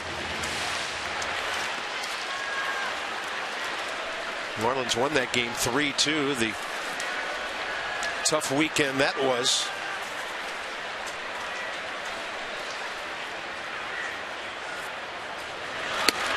And Ian Desmond takes a called third strike for the second time tonight. It's in the same place, too, and I think he's thinking this still isn't a strike. You never see Ian Desmond frustrated like this. Wow. And look at the pitch track. There's one strike in there out of 3. That's as a hitter, what do you do? You can't get to that ball. Yeah. I mean, give Latos credit for hitting his spot. I mean, that's a tough one to hit. Dan Uggla, RBI grounder to third. And another bouncing ball to first. 2 for 18 career against Matt Latos.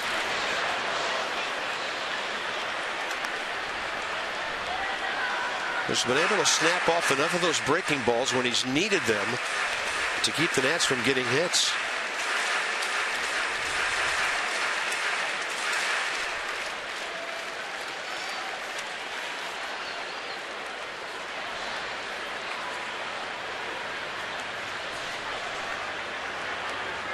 One for 17 with 4 walks, the position players tonight. And of course the other hit from Doug Fister, pinch hitting for Strasburg back in the third. Yeah, the Wilson Ramos double in the second. That is it.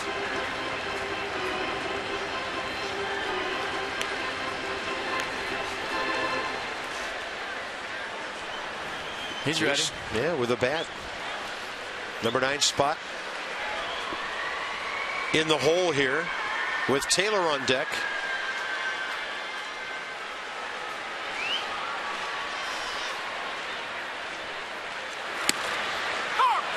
Well, if it's near the corner, it's a strike. And right now, Dan Isanya calling them on both sides of the plate. Yeah, he's been wide on both sides, and as a hitter, you'll tell an umpire he could have one side, but he can't have both. You can deal with a couple inches off one side, but I've heard guys, I've done it myself, you turn to him and say, he can't have both corners. I can't cover both. I can cover one, but I can't cover both. Yeah, when you consider this is a right-handed hitter like Desmond, and Ian was called out on a pitch 2 baseballs off the inside corner. But it's all over the place here. But again, you have to give the veteran Latos credit for knowing what to do with that. If indeed he knows that's the case, hey, okay, I'm going to be off the plate. You're getting that call. Why would I throw anything on the plate?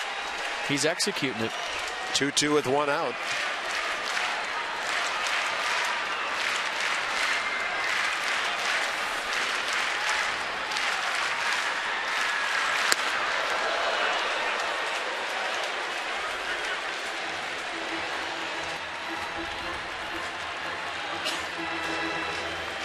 Not a situation where you start the runners.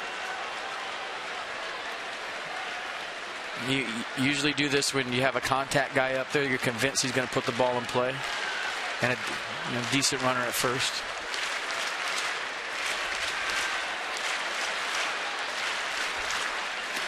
Missed with a 3-2 89.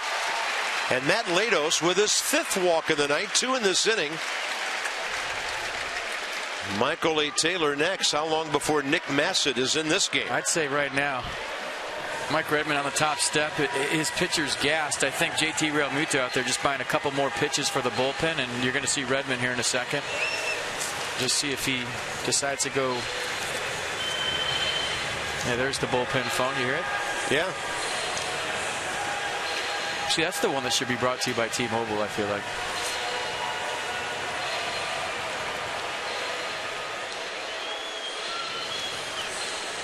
Well, Redmond waited quite a while. So 5 walks and only 2 hits by Matt Latos in 6 1/3. His 2 longest outings against the Nats.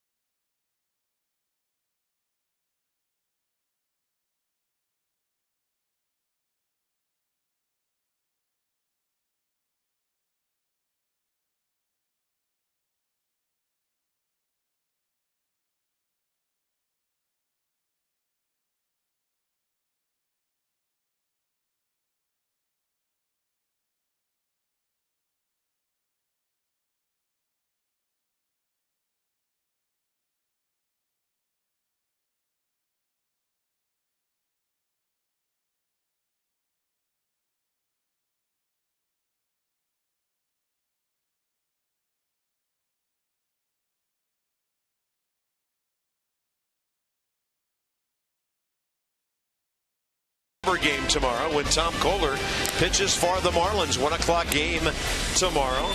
Kohler 2-2 with a 4.67 ERA. Max Scherzer certainly does not deserve to be 1-3 right now with a 1.26 earned run average. Johnny and Ray, 12:30. Nats Extra tomorrow. Well, big at bat for Michael Taylor as he faces Nick Massett. And Massett's got a fastball that averages 92. He'll cut the fastball at times, curveball 79, and the split is the out pitch at 87. So Jason Worth on deck, Michael Taylor in the box. Game on. Wilson Ramos walking to lead off the inning. Desmond struck out, and then Dan Uggla's walk, moving Ramos to scoring position. The Nats just need that one breakthrough hit to get this thing tied or be in a position to go ahead. By the way, Lados last 2 innings, 35 pitches, 19 out of the zone. Massett misses low and inside. Michael A. Taylor facing him for the first time. 32-year-old right-hander. 51 games for Colorado last year with a 5.80 ERA.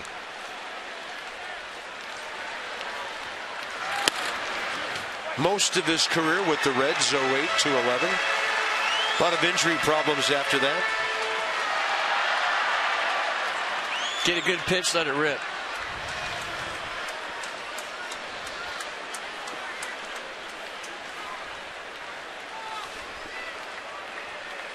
Yeah, the key to that, good pitch. To third for one, across the diamond, dropped. So they don't turn the double play as Prado didn't get a whole lot on that throw, but he got the lead runner. 5 unassisted on the fielder's choice. Well, he got a good pitch, just topped it. Martin Prado in for the bunt, runs over the bag, throws across his body, and Justin Bour, who made a number of nice picks last night, couldn't come up with that one, and the inning stays alive. And Jason Worth was used as a prop because Clint Robinson, is coming out to hit.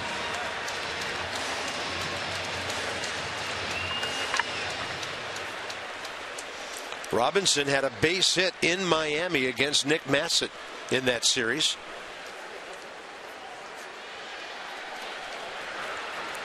I was thinking Jason Worth was going to hit there. Clint as a pinch hitter, 2 for 9 with an RBI. Matt Williams going with the matchup on the lefty versus the righty.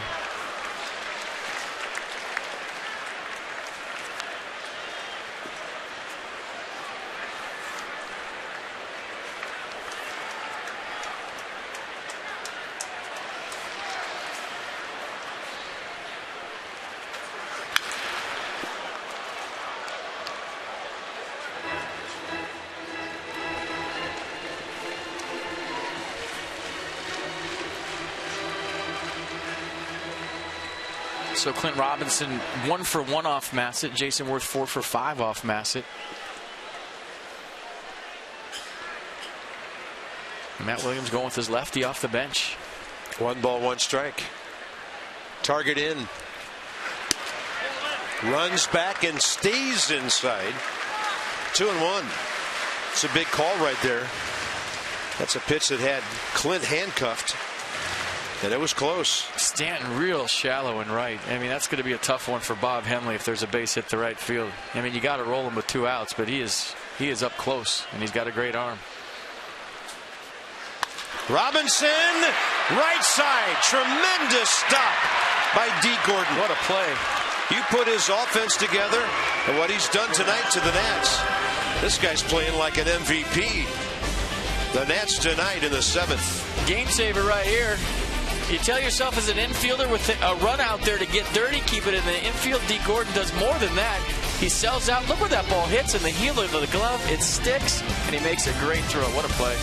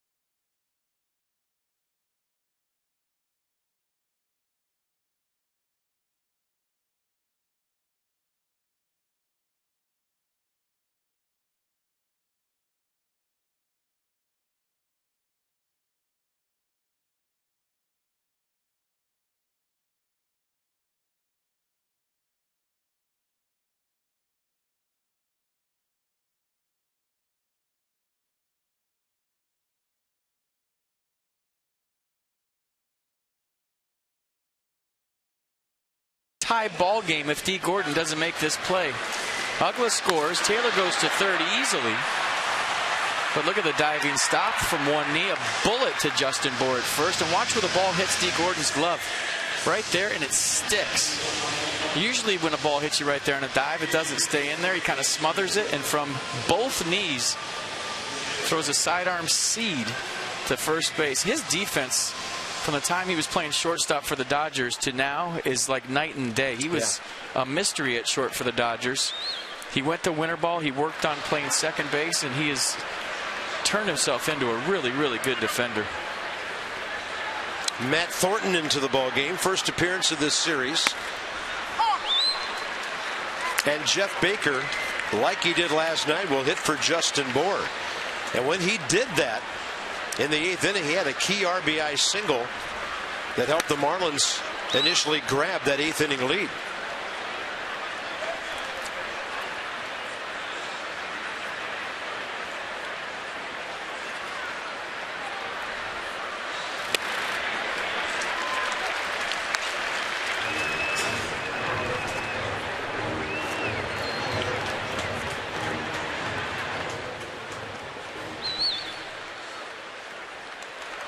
Well, neither lefties nor righties hitting Matt much at all here.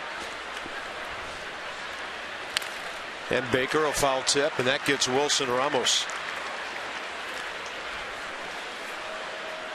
That hit last night was his second in 7 pinch hit at bats this year. Had an RBI attached to it. Go 3 for 11 as a pinch hitter. Or 3 for every 11. You're going to be around a long time. It's not an easy job. He works hard, though.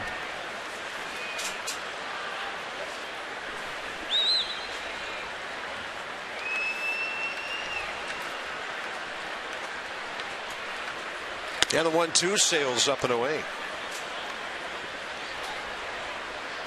No 1 inning for Blake Trinan. 16 pitches, 9 strikes. Pitched around a walk and a wild pitch with a steal in between. So the youngsters in the bullpen tonight, 4 shutout innings. Led by Sammy Solis with 9 outs on 1 hit. Yeah, he was impressive.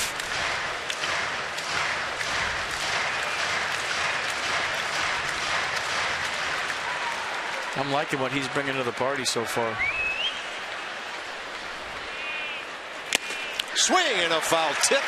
Ramos holds on at 94 for the first out, 8th inning. Come out to Nats Park Saturday.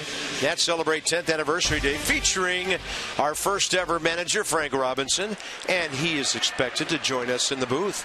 4:05 game, Nats Braves. 202-675-NATS, Nationals.com. Get your tickets for a special day here on Saturday when Frank will come back to the ballpark. By the way, Baker now 0 for 4 career against Thornton with 2 strikeouts. And here's the rookie catcher, and Rio Muto hits a rocket right at Dan Uggla. 2 outs. Third bullet he's hit tonight. The kid's impressive. Triple first time up, lined out to Bryce in the 3rd, and then a line drive to Dan Uggla right there. Ichiro Suzuki has faced Matt Thornton 21 times and has 6 hits, including a double and a triple. Another 2-hit night for Ichiro tonight. His 875th of his career. 4,144 hits on 2 continents. Yeah. You might not be that far off. A lot of nights going home happy.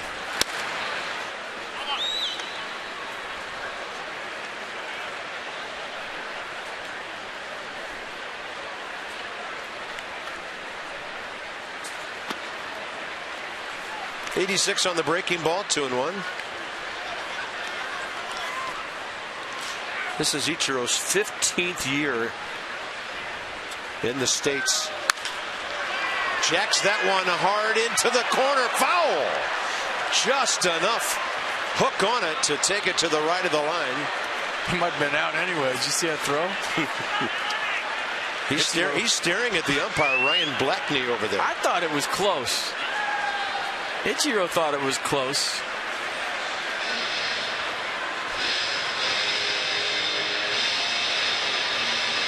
But watch the throw by Bryce Harper. You see Tanner Roark screaming foul right there? One hot bullet to second. Boy, Ichiro hit that ball hard. I think he wants the skipper to take a look at it, and I'm not sure if it was foul. We'll see. It would have to be indisputable, and Redmond's going back down the stairs.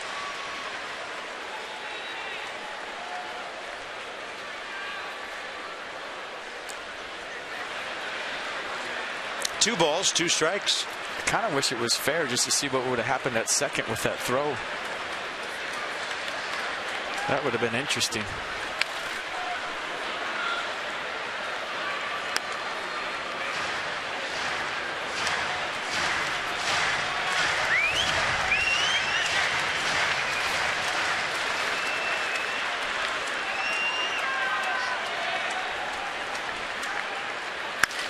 Up the middle. Desmond from near the bag got rid of it in a hurry. Good inning for Matt Thornton, Span, Escobar, and Harper. Bottom of the 8th, straight ahead.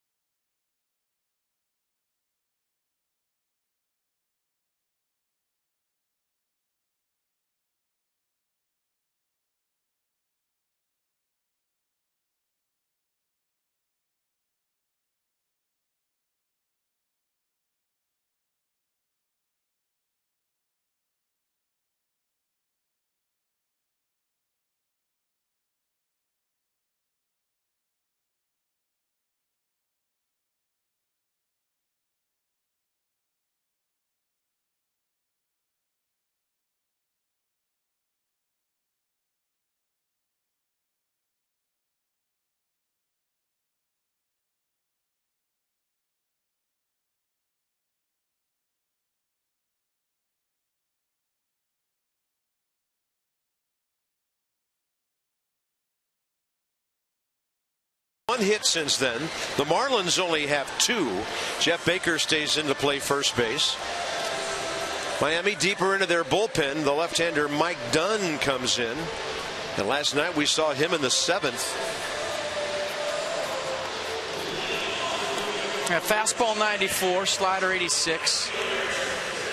He has a curveball, but he really doesn't use it a whole lot. 12th appearance for Dunn. You see 9 strikeouts versus 3 walks. League hitting 250, lefties 222. And he flew out Denard Span last night before giving up a base hit to Escobar and leaving the game. So Denard will step in this time. 3 for 7 career against the left-hander Dunn.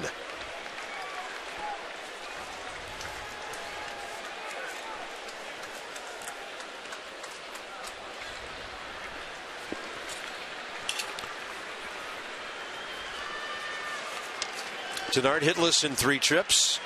Atletos had him hitting the ball on the ground 3 times. Once sharply that turned into a double play, and that's a good hard hook. 86 to start off Denard here in the 8th. Well, when you pull the ball 3 times on the ground, sometimes a lefty is just what the doctor ordered. You have a tendency to think the other way or up the middle when you're left on left. 1-1.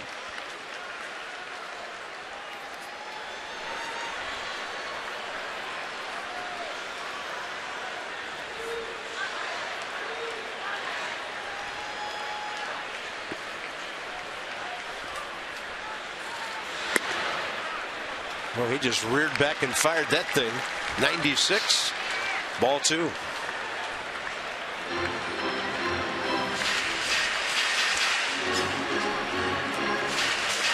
Mets beat the Orioles 3-2 in New York tonight. Braves clobbered the Phillies 9-0. So that's how the rest of the division did tonight. And Span takes that big sweeper way outside. Well, this is the inning if you're going to do it. And this is a huge pitch coming for the Nats. And the Marlins. Everybody. Here we go. Yeah, they have a right-hander warming, but Harper's a lefty after Escobar. A.J. Ramos out there. And that's well outside, and the Nationals have been handed 6 free base runners by the Marlins tonight. 6 free base runners, 6 walks usually wins you a big league game. I'm going to say 9 out of 10 times.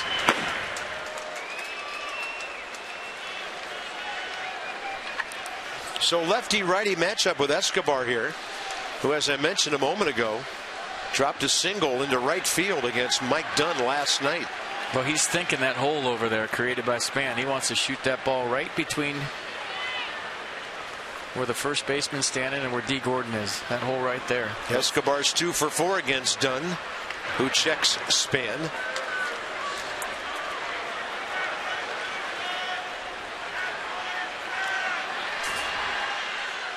I would think after last night they're going to pound Yunel Escobar in here with fastballs. They're not going to let him get extended, or try not to let him get extended and hit the ball to the right side.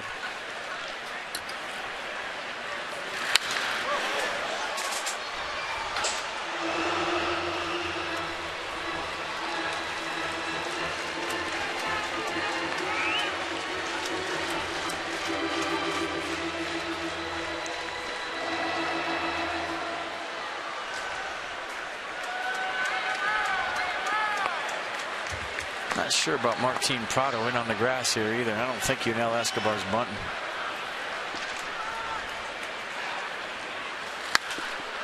Escobar thinking right field, and it's 0-2.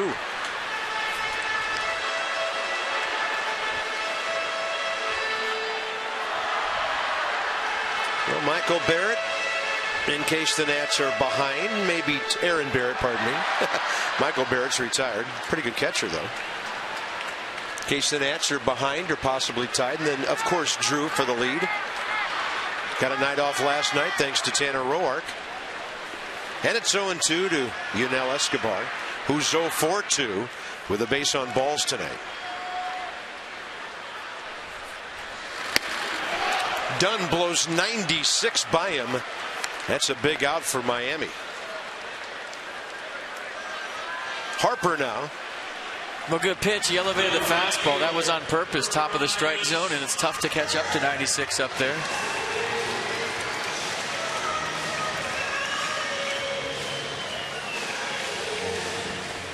Bryce Harper, 2 for 13 career against Mike Dunn with a home run. Bryce 0 for 3 tonight. Fly ball, 2 strikeouts.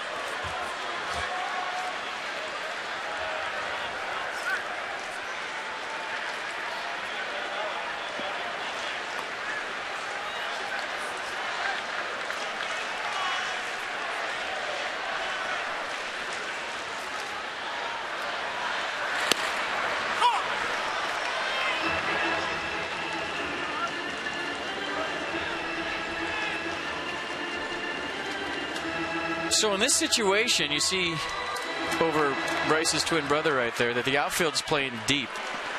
When they're playing no doubles. What's that mean? Nothing can be hit over your head. That also makes an easy first to third for Denard Span if it's hit up the middle or to right field. That's the danger, the trap of playing no doubles in a 1-run game this late. You see how deep Stanton is. You see how deep Ozuna is. A ground ball through the infield is first and third, 1 out.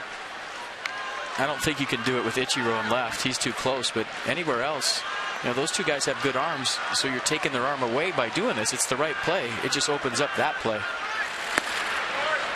Good eye by Bryce Harper to get the count back even, 1-1.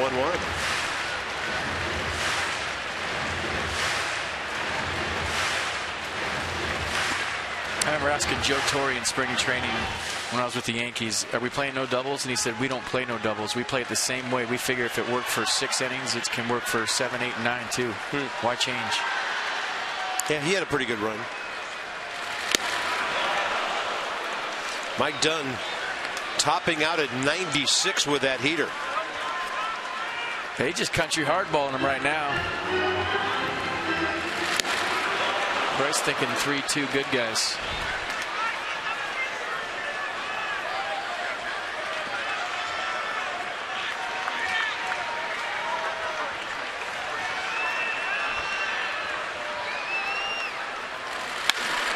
Harper pops it up. D. Gordon. 2 outs.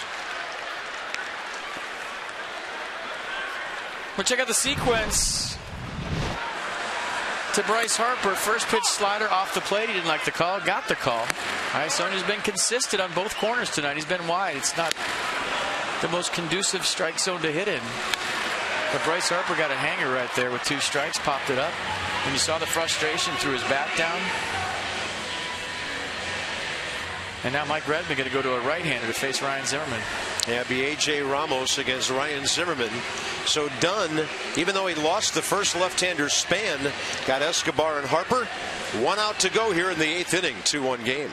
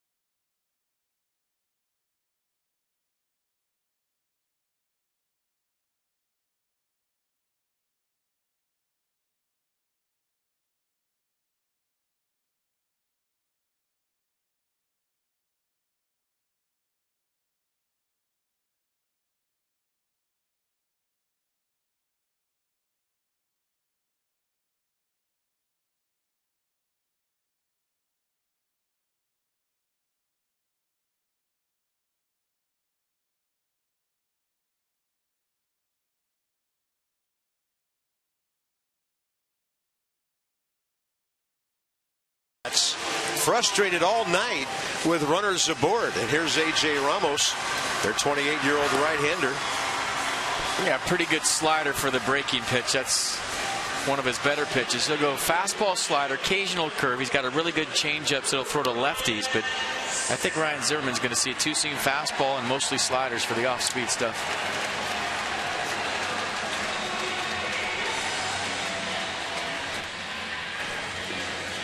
Ryan Zimmerman career against A.J. Ramos. Solid numbers. That's what he's done tonight. Walk, a run scored in the second. Strikeout, ground ball. But he's 4 for 10 against this right-hander with a home run. You know, Denard Span not stealing a lot because he's still getting his legs in shape. But right now is when Matt Williams and the Nats would love for him to try. This is the situation where you go. Ramos takes 94 low. And Ramos not the quickest guy to the plate either. He can slide step you on occasion, but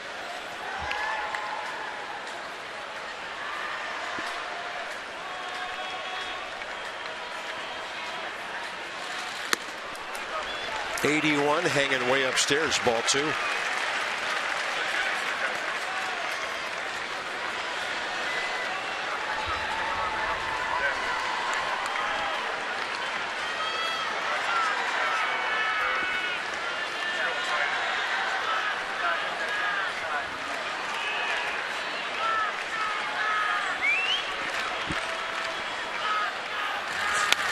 Ooh, center cut. 93, and the count's 2-1.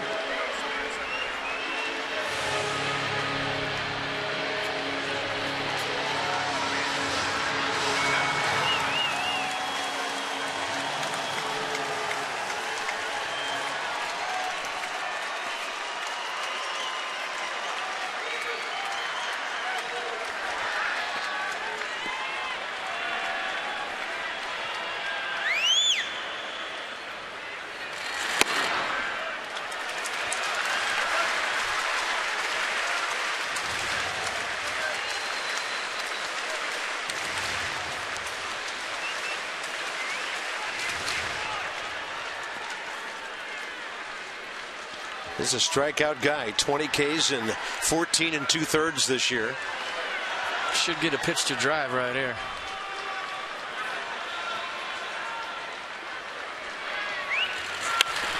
Zimmerman pops it up. Catcher Rio Muto. And the Nats are frustrated again. Stranding 6 base runners tonight. They've been given 6 walks, but only have 2 hits.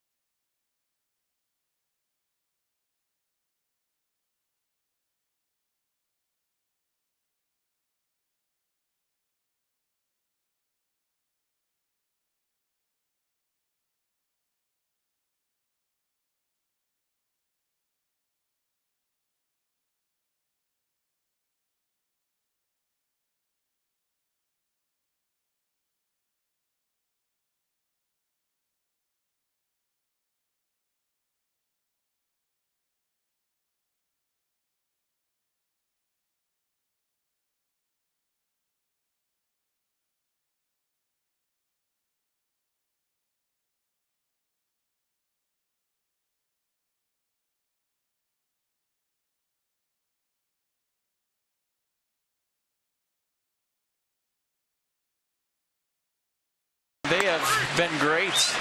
They started with Sammy Solis, 3 shutout innings, giving up just 1 hit. Handshake from the skipper, way to go lefty. Then Blake Trinan coming in, throwing 99 with a good slider. He got the job done. And then Matt Thornton just doing what Matt Thornton does, 1, 2, 3 innings. So the bullpen picking up the ball club. They've been great here tonight. And now it moves to Aaron Barrett, who takes over for the top of the 9th, 2-1 ball game. 8, 9, and 1 for the Marlins. Yeah, fastball 95, slider in the mid-80s. 2-seam fastball with some run to it, and a wipeout slider. Danny Echeverria hit by a pitch back in the second. A couple of fly balls since, and that ball off the end of the bat out of play. Echeverria against Barrett, career 1 for 3. 17 strikeouts versus 2 walks. League hitting 175. Lefties 077 against the Bear. Reed Brignac, their only left-handed bat off the bench, waiting to hit for A.J. Ramos. And you talk about handcuffing a hitter. Ugla has to be quick, and he is. 1 out. For more on Aaron Barrett, here's Dan. Barrett has noticed more velocity and movement on his 2-seam fastball this year. It's up about 1 mile an hour over last year, and says he really feels confident in it. He credits that to baseball-tailored workouts, which he did this offseason. The first time that he'd done that going into his season. He says he's also staying through the ball a little more. That 2-seamer has really been a major weapon for him this season to go along with that wipeout slider. He's got all the velocity, all the stuff you want in a back of the bullpen guy. Well, I like that he's been throwing the 2-seamer into lefties and front hipping them and you know, starting to right at him and running it back over the plate.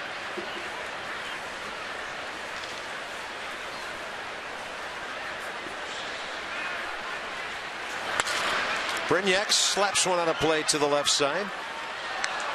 He is 0 for 6 as a pinch hitter. And 0 for 1, striking out earlier against Aaron Barrett. Brignac, 29 years of age. Most of his big league time with Tampa Bay from 2009 to the 2012 season. Stops in Colorado, the Yankees, and the Phillies since then. .222 career hitter. 194 as a pinch batter.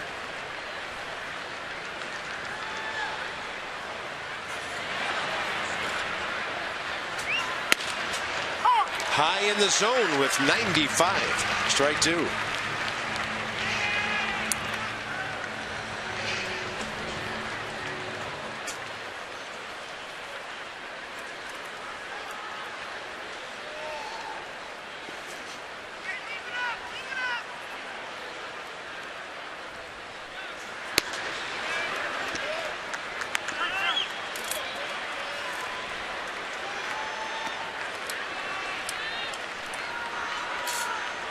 D. Gordon on deck.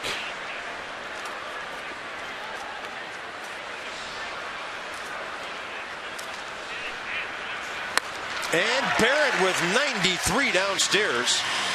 The strikeout for the second out. Wow, tremendous sink to that ball, and it was late.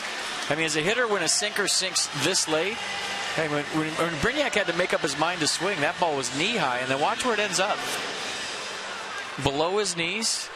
Great pitch, good sequence. 18 strikeouts versus 2 walks for Aaron Barrett this year. He's dealing. So D. Gordon now 0 for 1 career against the Bear.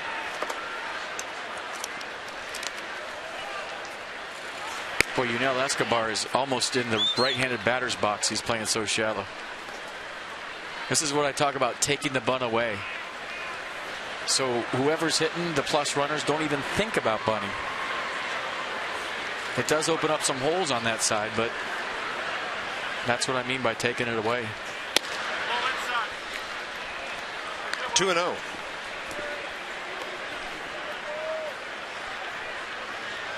Now the sidewinder getting ready out in that left field bullpen.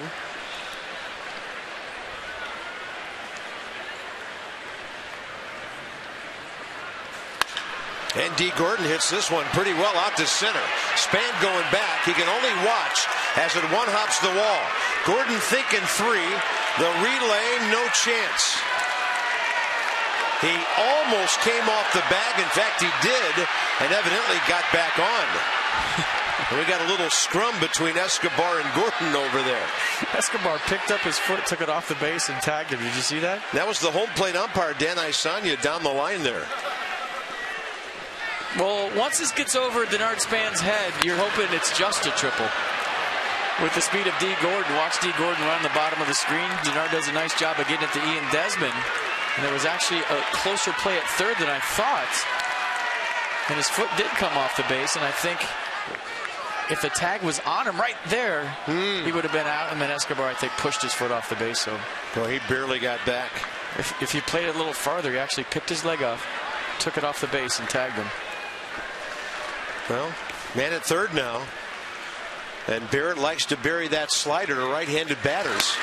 That one overmatches Prado, who missed it by, I don't know, better part of a foot.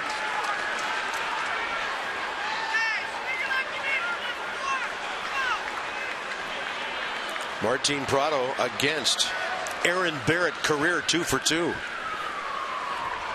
Infield hit in 4 trips tonight.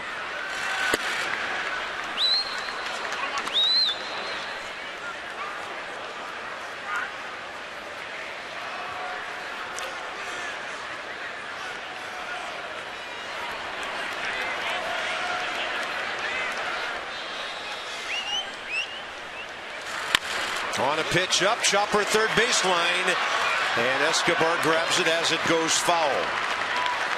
There was no play to be made anywhere on that ball. That was a smart play. He knows he had to let it go foul. There was no shot.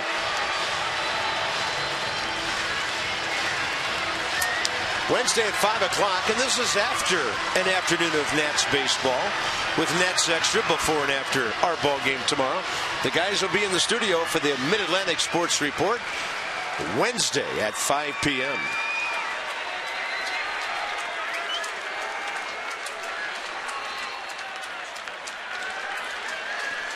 One and two now to Prado. Barrett hits him, and he's going to have to face Giancarlo Stanton.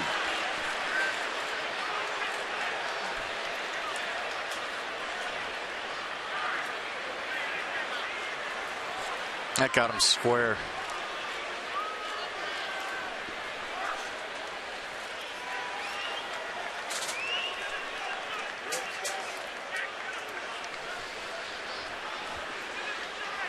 Oh, right in the tricep? Yeah. He got a pad there, but I think it was above his pad. Maybe shoulder / tricep.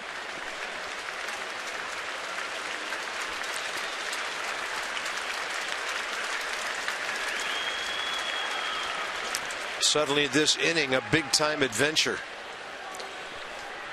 Aaron Baird will face Giancarlo Stanton, who's 1 for 3 career against him, with a single. The other 2 times Aaron struck him out. Well, the one thing you're wondering after hitting Martin Prado, how comfortable Aaron Baird is now with going into Giancarlo Stanton. So that one got away. The book to Stanton, we've seen it the whole series, the whole year, is fastballs in, sliders away. When you hit somebody like that, are you confident enough in your command to throw this one inside to Stanton? Because that's what the book says.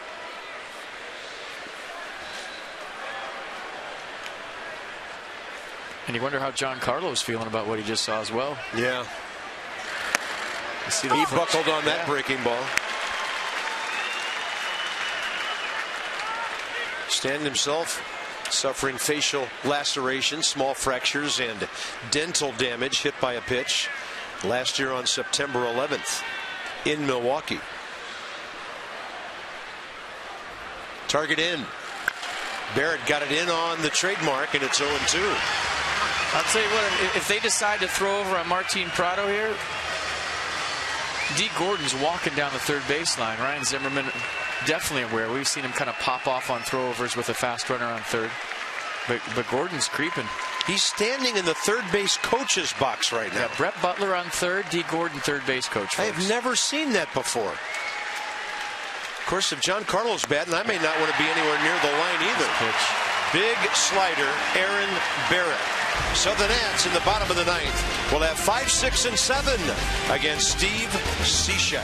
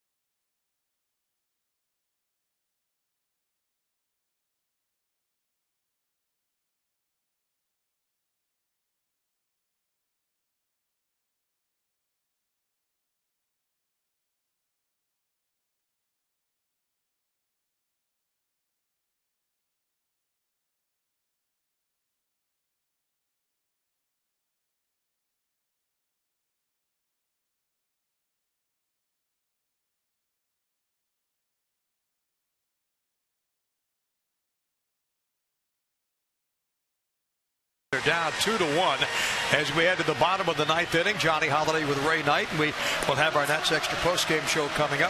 Hopefully not shortly, in a long period of time after the Nats maybe pull this thing out here in the bottom of the inning. Well, why not? You know, we've done it time and time again. You know, tough night for our offense. 2 hits. 1 hit early, Ramos, and then Doug Fister has to get the other one. Taking a lot of pitches down the middle of the plate, Johnny. Latos must have been really hiding the ball well tonight. Bullpen did a pretty good job, though, shutting out the Marlins, since Strasburg only pitched 3 innings tonight, threw a lot of pitches. Yeah, he did, and we don't know what kind of injury he has. We saw him wince a couple of times on the mound, but yeah, the bullpen could not have been any better. As we use, there's a total of 10 pitchers used tonight so far in a 2-1 ball game. Yeah, something wasn't right, and we'll find out about that hopefully after the game. Let's go back upstairs to Bob at FP and see if the Nats can rally to win this and extend their winning streak to 4 in a row. Thank you, Johnny Holiday. Steve Cishek, only 2 saves this year. Marlins haven't presented him with many opportunities at all. Yeah, sidearm guy, fastball with a lot of run to it into right-handers. And that fastball this year is averaging 89 miles an hour. It was 92 last year, so the fastball down a tick for Cishek this year, and then he's got the slider coming back the other way, and it's a good one at 80 miles an hour. Wilson Ramos, 1 for 10 career against him with 4 strikeouts. And he runs that fastball at 92 back across the outside edge. Ramos the only hit by a position player for the Nats tonight. And there's that slider he throws off the exact same look as the fastball.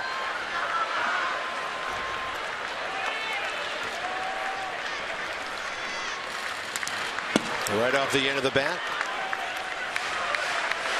Yeah, Ray made an interesting observation there. Not often you see 10 pitchers in a 2-1 game.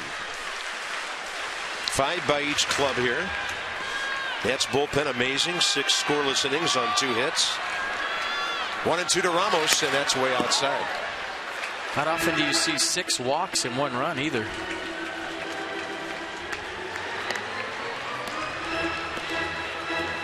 It's been a weird night from the get-go. Yeah, it has.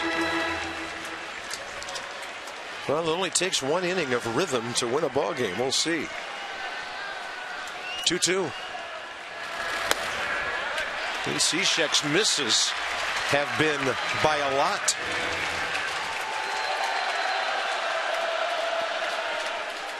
Fastball all the way, slider, you got me.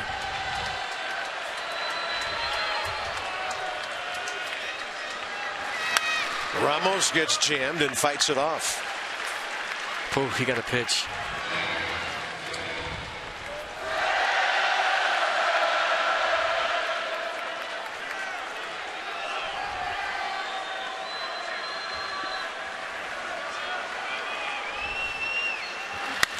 He gets jammed on this one, and Wilson Ramos has another multi-hit game, and we'll see if somebody comes in to run for him. Danny Espinosa would be the logical choice right here if you decide to pinch run. Here he comes. Little inside out piece from Wilson Ramos, getting the party started here in the 9th. Pulling the hands in, thinking the other way. And on a night when the Nats have 3 hits, Wilson Ramos has 2. And Danny Espinosa, as fast as anybody on this team. Game on. Cishek against Ian Desmond, and Ian is 5 for 12th career against him, and he's going to have to hurry, or that's going to be 2, and the ball is dropped. I don't know if he ever had control. That was not on the exchange. That was a bad throw by D. Gordon. So after complimenting on his defense last inning when he made an amazing play, a game-saving play, I should say in the 7th inning, he routine double play ball, kicks it right there. Watch this throw to Echeverria. It's low. He kind of wished it over there. I mean, maybe should have caught it. Yeah, they given the air to the shortstop there. His second of the year. It's tough when you're moving and you get a low throw. So, in Echeverria's defense, that's not an easy play. Probably should have caught it, but not the ideal feed from his second baseman. And wow, the Nats have been given a gift here. That's only Miami's 9th error of the entire season so far. 2nd lowest total in baseball. And it'll be Dan Uggla now. Hey, he did it to one of his former teams last week, and he's got a chance to do it again. Do you bunt him right here, though? Yeah, a lot of managers bunt in this situation. A lot of managers allow their hitter to swing away. Yeah, great question. Dan Uggla, 3 for 10 career against Cishek. He's up in the box, way up in the box. He's bunting. And he takes the slider that goes like a frisbee outside. So he's got good wheels out there. It doesn't have to be perfect with the bunt, but hey, it's hard to hang in there with a side armor when you're squaring around. Not the easiest thing in the world for Dan Uggla right here, but he's up in the box and bunting again. That's foul. You see how he ran out of there quick? In this situation, when you have good wheels at second, good wheels at first, just stay in the batter's box and get the bunt down. There's no need to run here. You just want to move the runners, so really be deliberate. Stay in there, stick your nose in there, and make sure it's down. Get the placement right before you run. It's a good lesson for you kids out there when you're sacrifice bunting. Get the bunt down first and then run. Sometimes guys try to do both at once. It makes it more difficult. 1-1 the count here. Just want to see if he squared again. You see him look over his shoulder after he did the inside move. Cishek.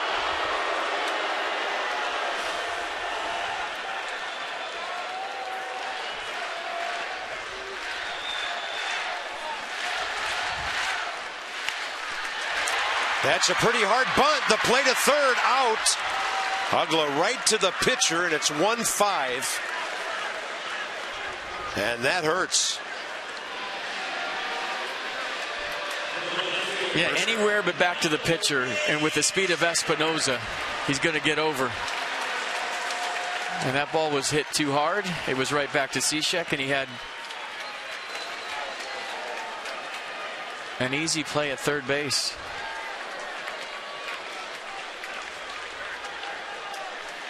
Tyler Moore to hit in a moment for Aaron Barrett in the number 9 spot. Michael A. Taylor facing Steve Cishek for the first time. Taylor tonight 0 for 2 with a walk.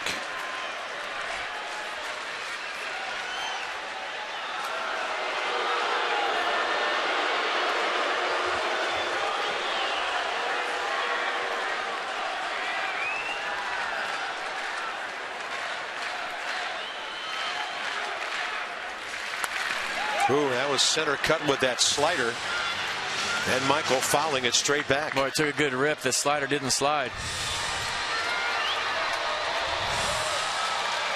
Just kind of a spinner up here from Cishek.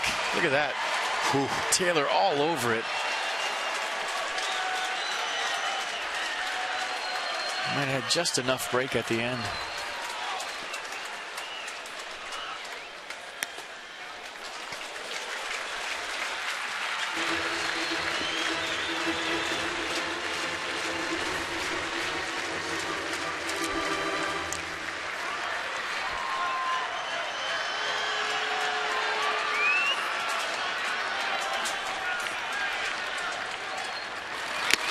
Fastball at 91. And with that sidearm whip, sometimes it looks a lot harder than that.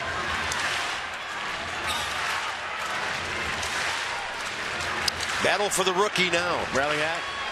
See you working. 2-1 ball game for the last 7 innings. And Taylor hangs in there on a slider.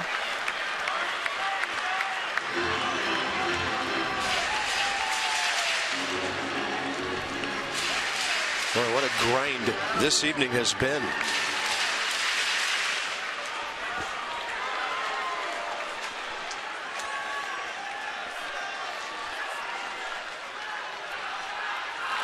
Taylor can't get the slide piece. 2 down. It'll be up to Tyler Moore.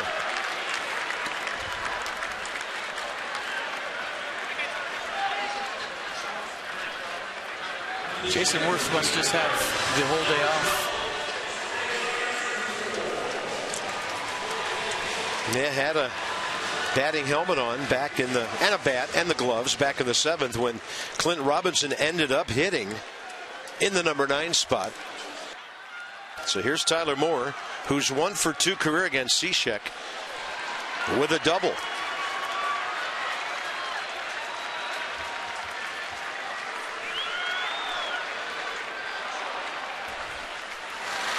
And the slider over but low.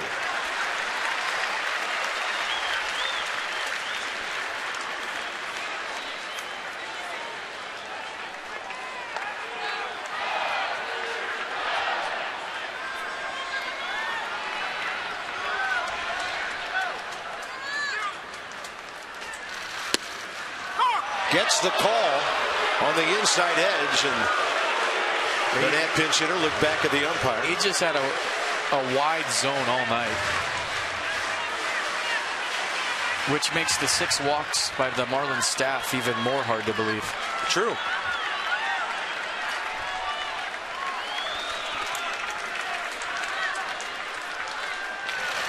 That fastball runs back now. And the Marlins a strike away from beating the Nats for the 4th time in 5 games. Tyler Moore trying to keep this thing alive.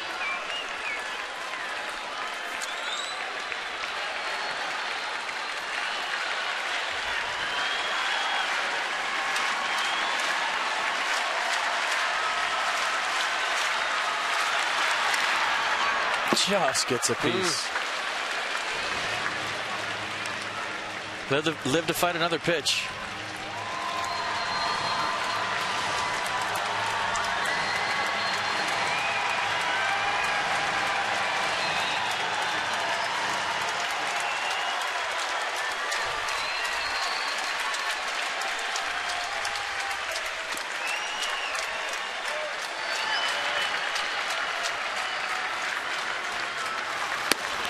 Overmatching some right-handed batters with that slider, Steve Cishek.